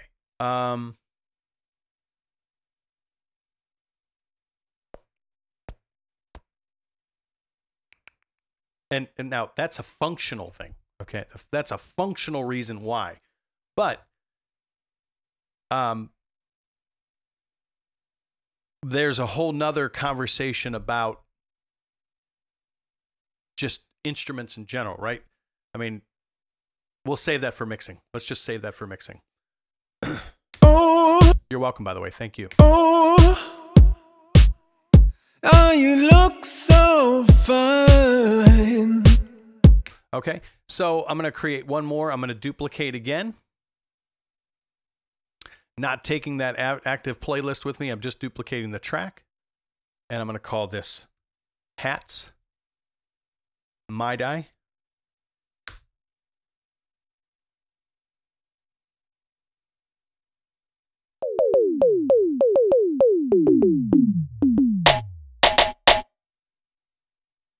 Okay, hats, toms. So let's click on C, on this C, and now up here I can look at this, and it's telling me those, and it's not telling me where they are, so I'm just going to play the keyboard. So it's kind of general MIDI down in those like C1s at like F sharp, G sharp, A sharp, or G flat, A flat, B flat.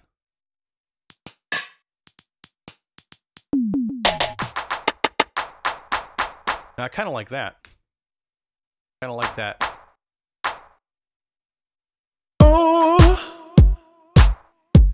You look so... Now I could start thinking about layering. Not going to worry about that right now. All I want is a hi-hat. I just want some kind of hi-hat.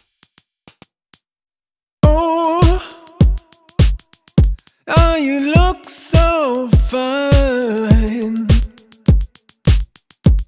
So... you look so fine. So... Okay, I'm deliberately playing. I'm deliberately playing that a little bit out of time. So I'm not amazing, but I'm not that bad. I'm going to change this patch here. Now I'm going to change just the part within here, or I can try a different preset. I'm just using this for hats and toms and cymbals. So why don't I do this? I'll go into my drums and I'll go into my hats selector, hi-hat menu. Now click on A, and this tells me I have hats from C1 to B3.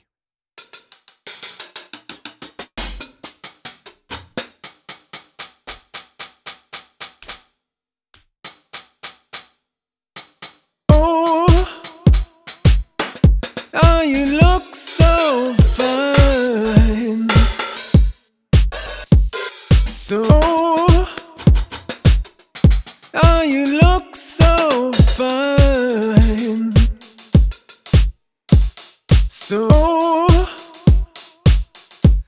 Oh, you look so fine.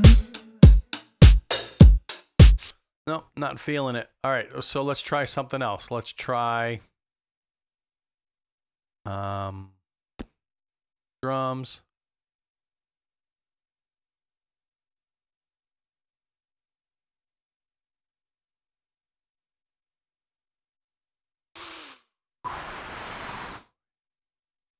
Hi-hats, menu 2. Let's try that one.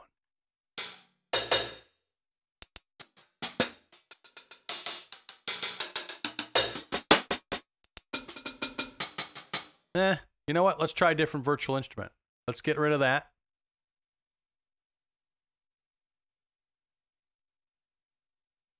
Or not. I'll just see if I can open it up over top of it. And let's grab structure free.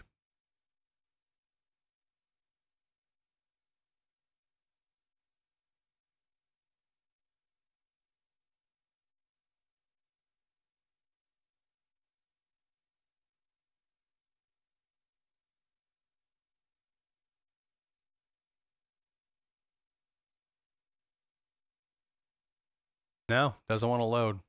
This is all the compatibility thing. So we're going to just make do. I'm just going to scroll and just see what I can find.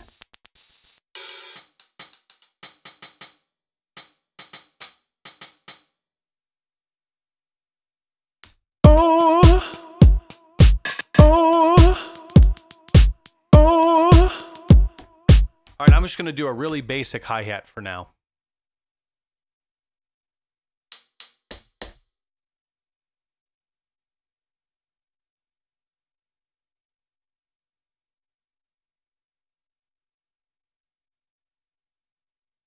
That thing really wants to mess with me.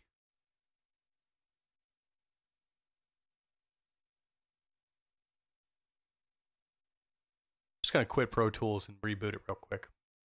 We're getting close to the end here, guys, just so you know. Going to give you some ideas here after I get this hi-hat and talk to you about getting your drum tracks initially fleshed out, but we're getting close here.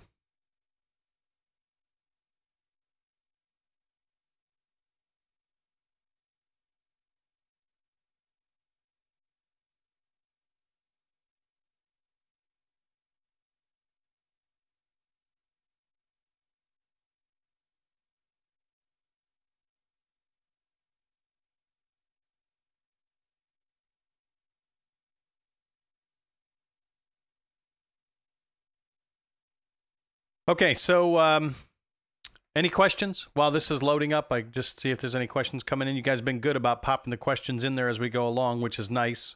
But if anything is lingering, let me know. Cool. Thank you. Appreciate that.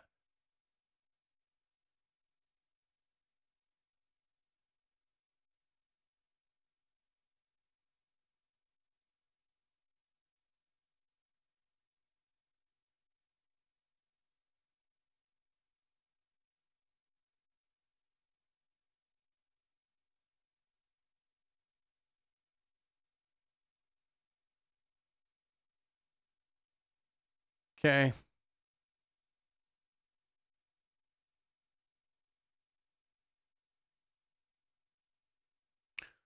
See how this goes.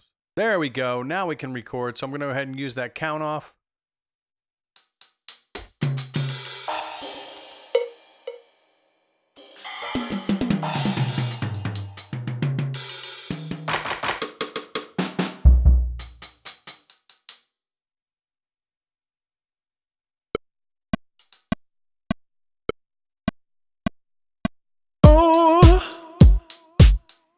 Oh, you look so fine. So, Okay, there we go. oh, Now, I have my MIDI merge enabled. We can go into MIDI merge later on. But for now, I had some note doubling going on there. So I'm going to go in there and delete these notes. And then I'm just going to select those. And I'm going to go ahead and do that quantize again.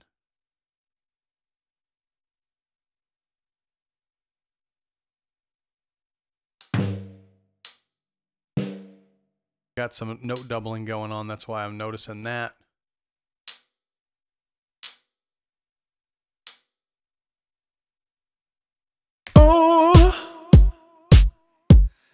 Oh, because I quantized to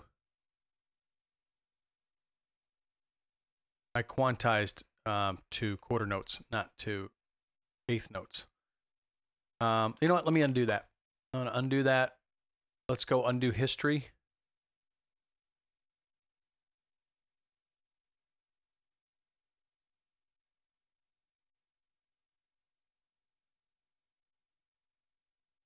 I'm going to go all the way back and undo all that. I am going to talk about MIDI merge here just to get this out of the way so that you understand what happened. This button right here that's flashing on the screen in the MIDI controls is called MIDI merge. If I don't have that button enabled, I am in what's called a destructive mode of recording MIDI.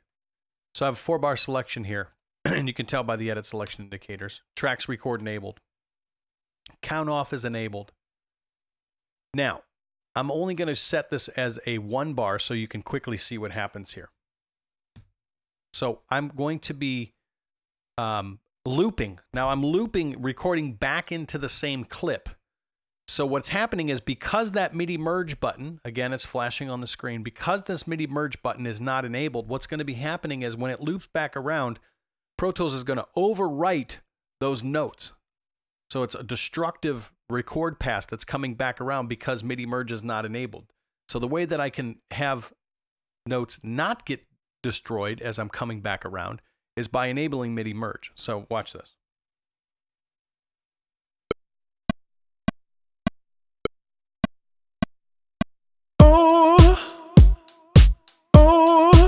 Now I'm going to hit a different note so you can see.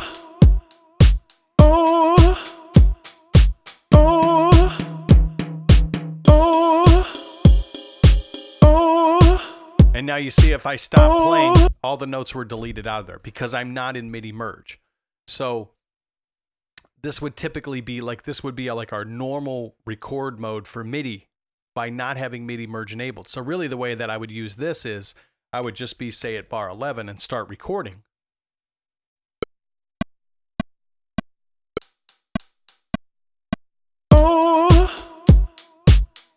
Oh, you look so fine.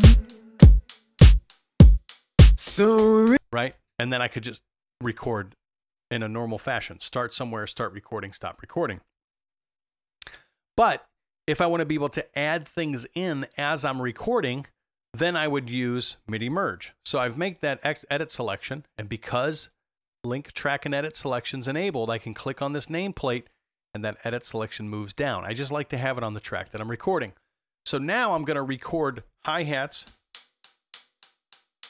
and then I'm just going to record something else so you can see those notes get merged in. So now I'm going to click MIDI merge, and I have loop playback enabled. Okay, so record.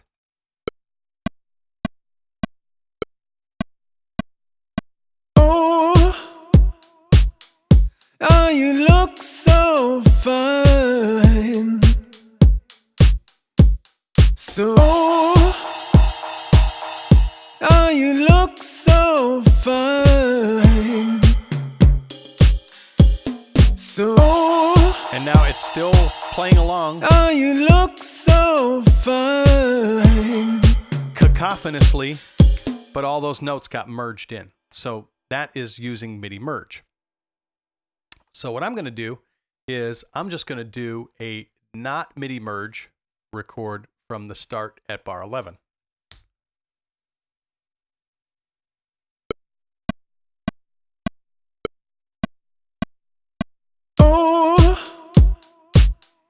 Oh, you look so fine. So real. All right, good. Now look at this.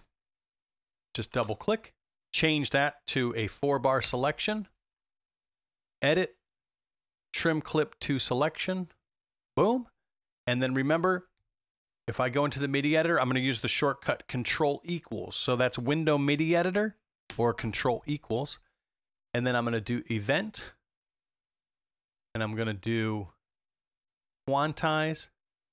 We're going to quantize to eighth notes. Click apply. Boom. Oh, oh, you look so fine. So, oh, you look so. Okay, so is this going to be my drums like permanently? No, but this is just to start to get a flow. So what I'm going to do now is I'm going to take these and I'm just going to duplicate. Now, as I'm duplicating, I'm watching these counters to make sure that I don't get off of the grid here, but I should have no problem because this is tempo mapped.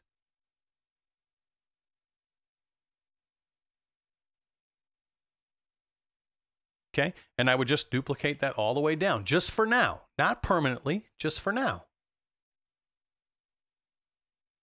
And again, I'm continuously watching these just to make sure I'm still duplicating 4 bars, 4 bars, 4 bars. All right, good. And maybe I want some clips in front. Well, watch this. I could do this. I can do Option and drag, okay, and then duplicate, or I can hold Control Option Command and click these selected clips, and then they copy in front of the session or in front of that set of clips. Option drag back. Up, nope, I'm not on the grid there. Or do this, Option drag, put myself in spot mode, and then spot to bar 3. Oops.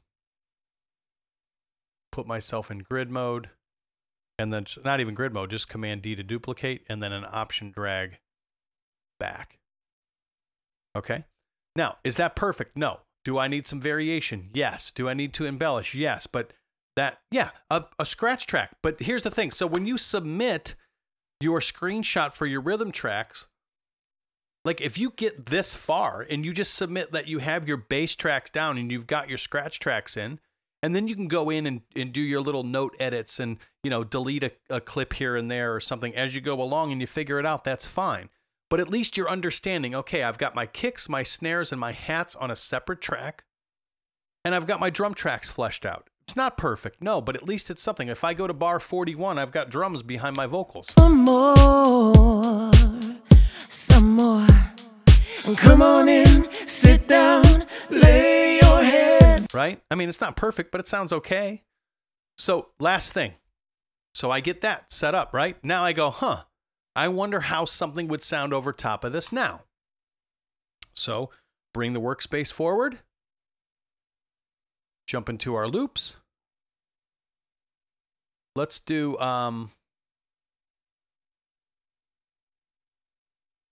turf smoke.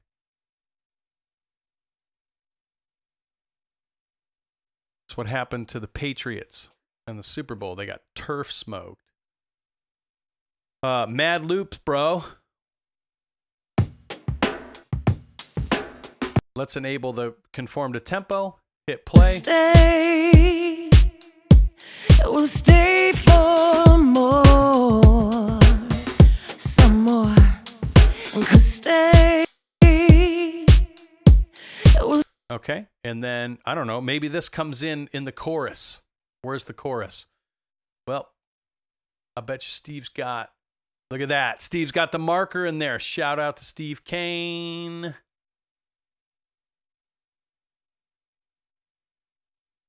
Chorus. Open up, sweet thing, hold on and be mine. And move with me through the night. And we'll share this beat all night. Oh, we'll let time go. And I heard something else here. So remember, Control Option Command, and I'm going to click the clip, and then it jumps in front. But all I want is just that last little bit there. So it's like this. Open up, sweet thing, hold on and be mine.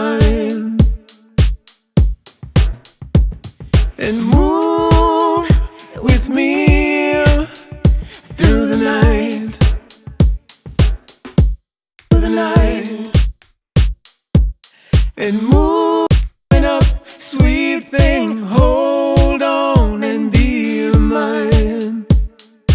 Hold on and be mine.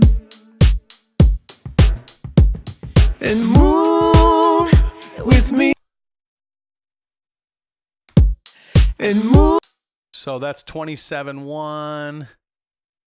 So and move. 51. Spot mode 51. Move with me. And then do a Command X to get that little piece there. Oops, no, Command C, sorry. Command C. And that should be 50.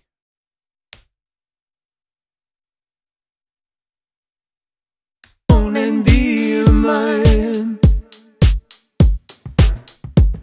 And move with me through the. So you see what I'm doing? I'm just copying these down. And we'll share this beat. I think that's 78. Nope. And we'll share. Ooh. And we'll share. 80? I did something wrong. Share. Yeah, 79. So then I'll just do this. I'll just take all of these. Oops. Stop. Spot mode. You're not welcome anymore. Go like this and then put myself back in spot mode. I'm hitting option 3. Look at this. Look up in the top left of the screen. Option 1, option 2, option 3, option 4. Option 1, option 2, option 3, option 4. So I'm scrolling the edit modes with holding option 1, 2, 3. So I'll put 3 and then I'll spot this. What was that? 78? And we'll share this beat all night. And move with me. So anyways, and you could just go from there, right? So the idea, you see what I did? I took the loop, and now that's like a backbeat. That's an accent of my kick, snares, and hats. It's not the loop that made it the groove. The loop is just adding to it. And maybe I'd find like another kind of topper thing, or maybe I go in and start adding more percussion. You know, who knows what Steve's going to do next week, right? Steve is going to throw down. Somehow he's going to throw down. So get ready. That's all I can say. But this gives you a good start for saying, okay, now I have to take and submit a screenshot that I've got my drum tracks in there. I've got some secondary rhythm. Like I probably want to rename this. You know, this would be like drums 2 ND rhythm RHYTHM. Second rhythm 1, because we probably have a second rhythm 2, that kind of thing. Not super strict on naming conventions, but that would be a good way to start. Oh my God, it took it. Look at that. And then again, these clips, not carrying the name. If I select all those clips, I could rename those. I'm not going to rename those for now. But at any rate, that would be a good starting spot. Like if you submitted this for your drum tracks to start and you had them all fleshed out and you had a secondary rhythm in there, and then, you know, you see how I have the comments in there and the comment section is open so we can easily see what you're doing in your session. If you were to submit that as your screenshot, we'd say, hey, that's a good start. So any last minute questions? Anything needs clarification? Again, going back through the archive is essential. As you know by now, first 20 minutes or so, you could probably scroll through and look to see where we're done doing the install demonstration. But I do feel like a few people threw in some comments that they found that beneficial, so that's good. And if there's still anything that you're like, the way you installed that's interesting, remember to go back and look at that software installs and updates document. There's more clarification in there too. Yeah, all right, so last quick thought. Let's say that I wanted to add in some more percussion, right? So I did a secondary rhythm with an audio track here, right? Because I dragged that in out of the workspace. But let's say that I wanted to add something else. So I'd say new track, stereo, instrument track, create. And maybe I want all my drum tracks the same color. So remember, I'm going click, hold shift, click the last plate that I want, and then I want them all yellow, let's say. And I'll call this, let's go drums, 2ND,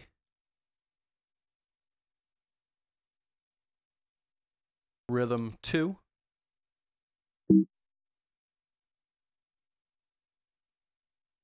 And I'm copying and pasting that, copy, paste. Good. And then I'm going to go ahead and load a virtual instrument here. And I'm going to use Boom. Watch this. Boom. Factory content not found. Let's see if we can find it.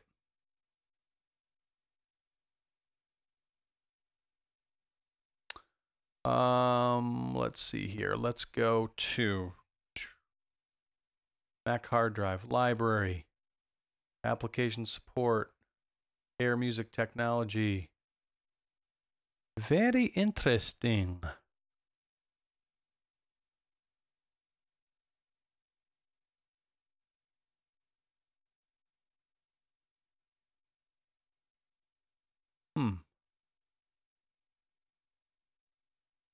Boom big.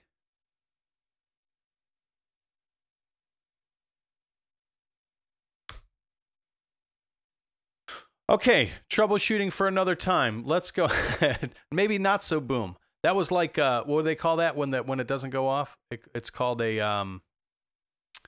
dud. That was a dud. Let's try structure. Again, Pro Tools 12.5 running on High Sierra, so that could very well be it. So let's scroll through here. Let's find out what's going on with this. What is this loop here? Okay, so remember, follows first selected MIDI track. So these were all selected, so Option click, and then click on this nameplate.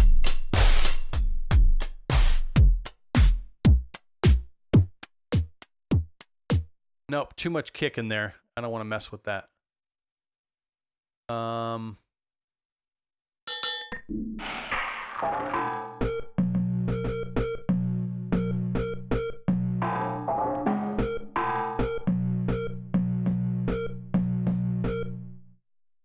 Hey, that's a new alarm clock. How about that?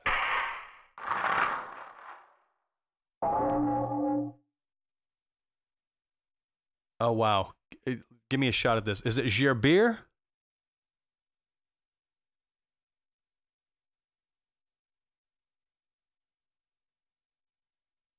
Okay. If you have an easy way to do the phonetic on it, please let me know. That's a really awesome spelling of a first name. But I feel good that I was close. I really try. I do.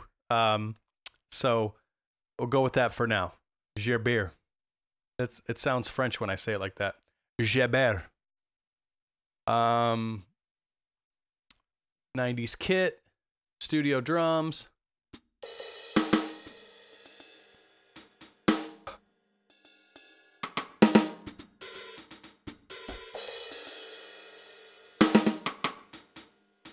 I don't know, what's that? Open up, sweet thing, hold on and be mine,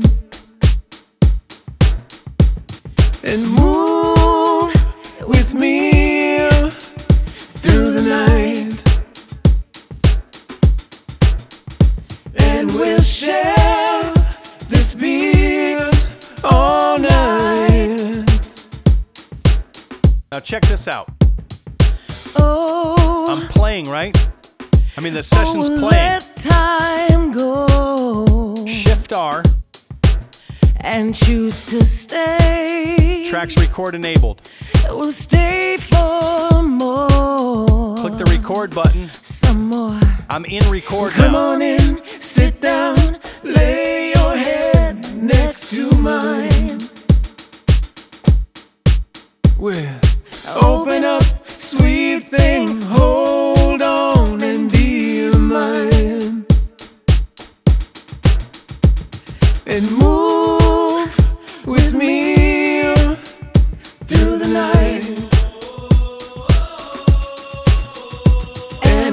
share this beat all night.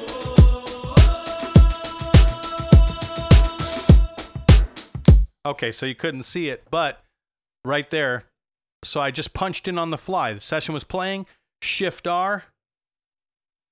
I'm record enabled, and then boom, I hit record on the transport, and then all my notes get recorded in there, and then I stop. So Shift R to take myself out of record enable. Now let's hear what it says. Some more. Come on in, sit down, lay your head next to mine. Well, open up, sweet thing, hold. All right, so I got this little thing. Last thing I'm going to do real quick. Last thing I'm going to do real quick here is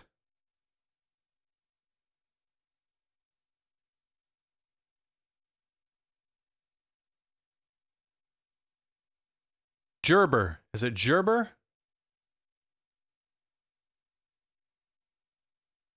Gerber. See? I got it. Sweet. Okay. Thank you for that. So what happened here when I started recording is... Come on in, sit down. See, I kind of missed those first couple notes there. But look, that's 4 bars. That's 4 bars. So check it out. All I missed was a bar. I missed 1 bar, bro. So check it out. I click. So if I click here, I'm going to hit semicolon and see there's 4 bars on that clip. Ho, watch this real quick. Guys, I know I said we were almost done, but I promise we're almost done. Check it out. There's my edit selection across 4 bars. Now, how do I move that to the next 4 bars? So, like that. How do I move that to the next 4 bars here? Watch this. See the little blue flags here up at the top? Hold Option. I'm holding Option, and then I drag, and look, I can move that edit selection over. So, again, I'm holding Option, dragging it back here. That's a 4-bar selection. Let's change that to a 1 bar. So now semicolon, look, I'm just missing the first couple notes there, right? Well, watch. Option, drag, hit semicolon. I'm sorry, no, I'm going to hit P, and I can move to that. Hit semicolon, and I'm on those notes. So I'm just showing some ways to move edit selection. So let me show you in a little bit more manual fashion so it doesn't feel as complicated if it does feel complicated. All I'm trying to do is grab this little section and paste it right here. So here's the way to do that. I'll show you 2 ways to do it and then we'll be done. So I make an edit selection here, right? First thing I do, I go right here and I make sure I have a 1-bar edit selection. Now, I go and get my little friend, the separation grabber. And I hold Option, okay? Now, maybe I want to set my grid a little bit bigger so I don't have to noodle around in there, and I'll put that at a 1/4 note grid. See how the grid changed? Watch the grid in the background. Don't watch this thing, watch the grid here. 16th note. 1/4 note, grid's much bigger. So I get the separation grabber.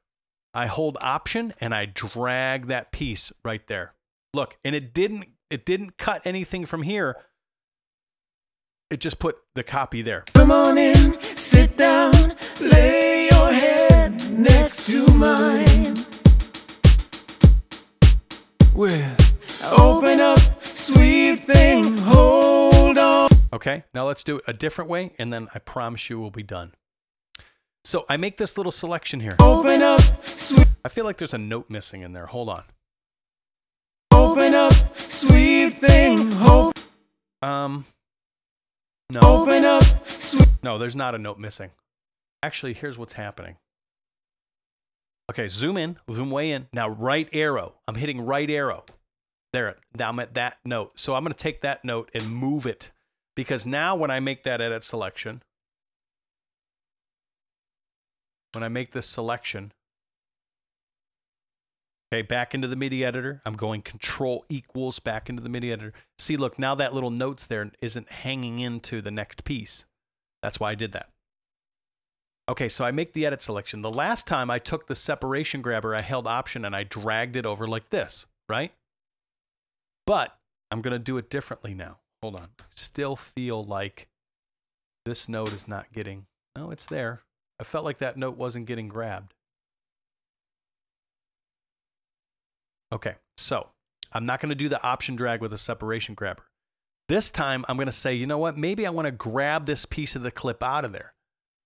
For whatever reason, just as a demonstration of another way to get a clip out, I could say capture that clip.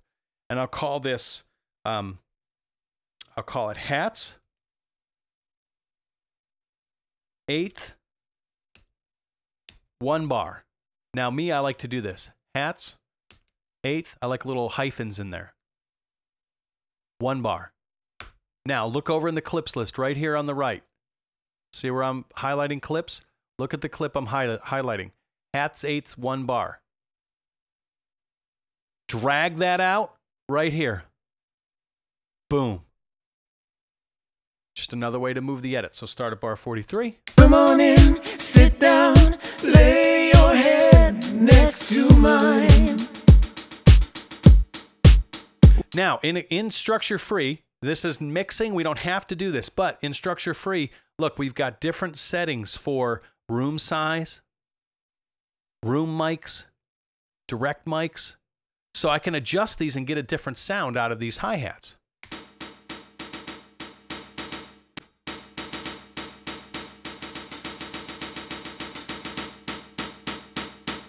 Open up, sweet thing, hold on and be mine.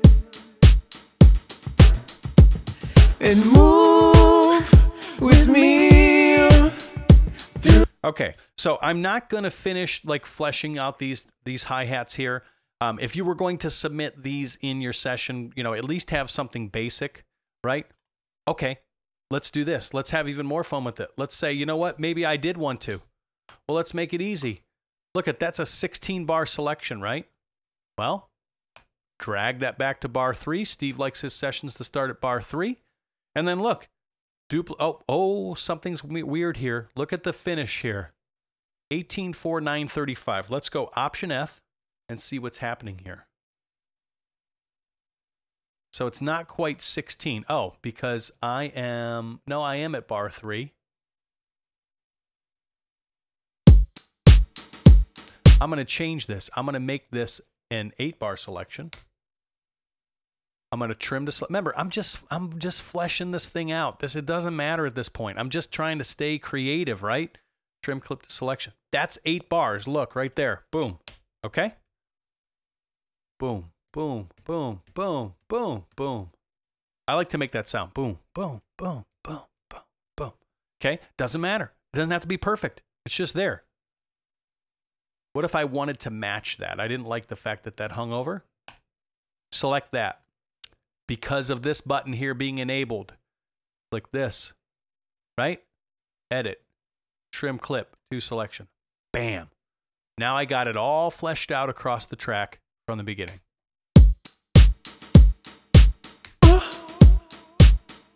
Oh, you look so fine. So real. Oh, so real all around. Okay, there's some quantizing and stuff that needs to go on there, but I hope you're getting the essence of it. I hope you're getting how, I was kind of juggling things and I was just trying, and just all of a sudden it turned into just a simple 4 on the floor, and then it started to open up. And it's like, again, it's not perfect, but I have something in this, relatively short period of time. I have something, but that relatively short period of time, hard to believe, is more than 2 hours. So that's why I told you in the beginning that if you sit down and nothing happens in the first half an hour, you cannot take that personally. You can't be hard on yourself. You've got to be okay with that process. It's like, I'm kind of just getting going on this. And, we could probably go for another 2 hours and talk about more stuff. But we got to wait till Thursday, and we got to wait till the following Monday till Steve comes back in and starts to mash it up and go to town. So I'm going to call this the end of the class. Got to go back through and review this. Got to go back and watch it again. Stop at some points and do what I'm doing. Watch it for 15, 20 minutes and then go back into your remix and try some things. Write some notes down. Write some things that are going weird that don't quite make sense and send, whatever section you're in. Send a message to your instructor in that section that's grading your section and ask a question, right? Hey, Brad said this in the archive. I'm not quite sure about that, right?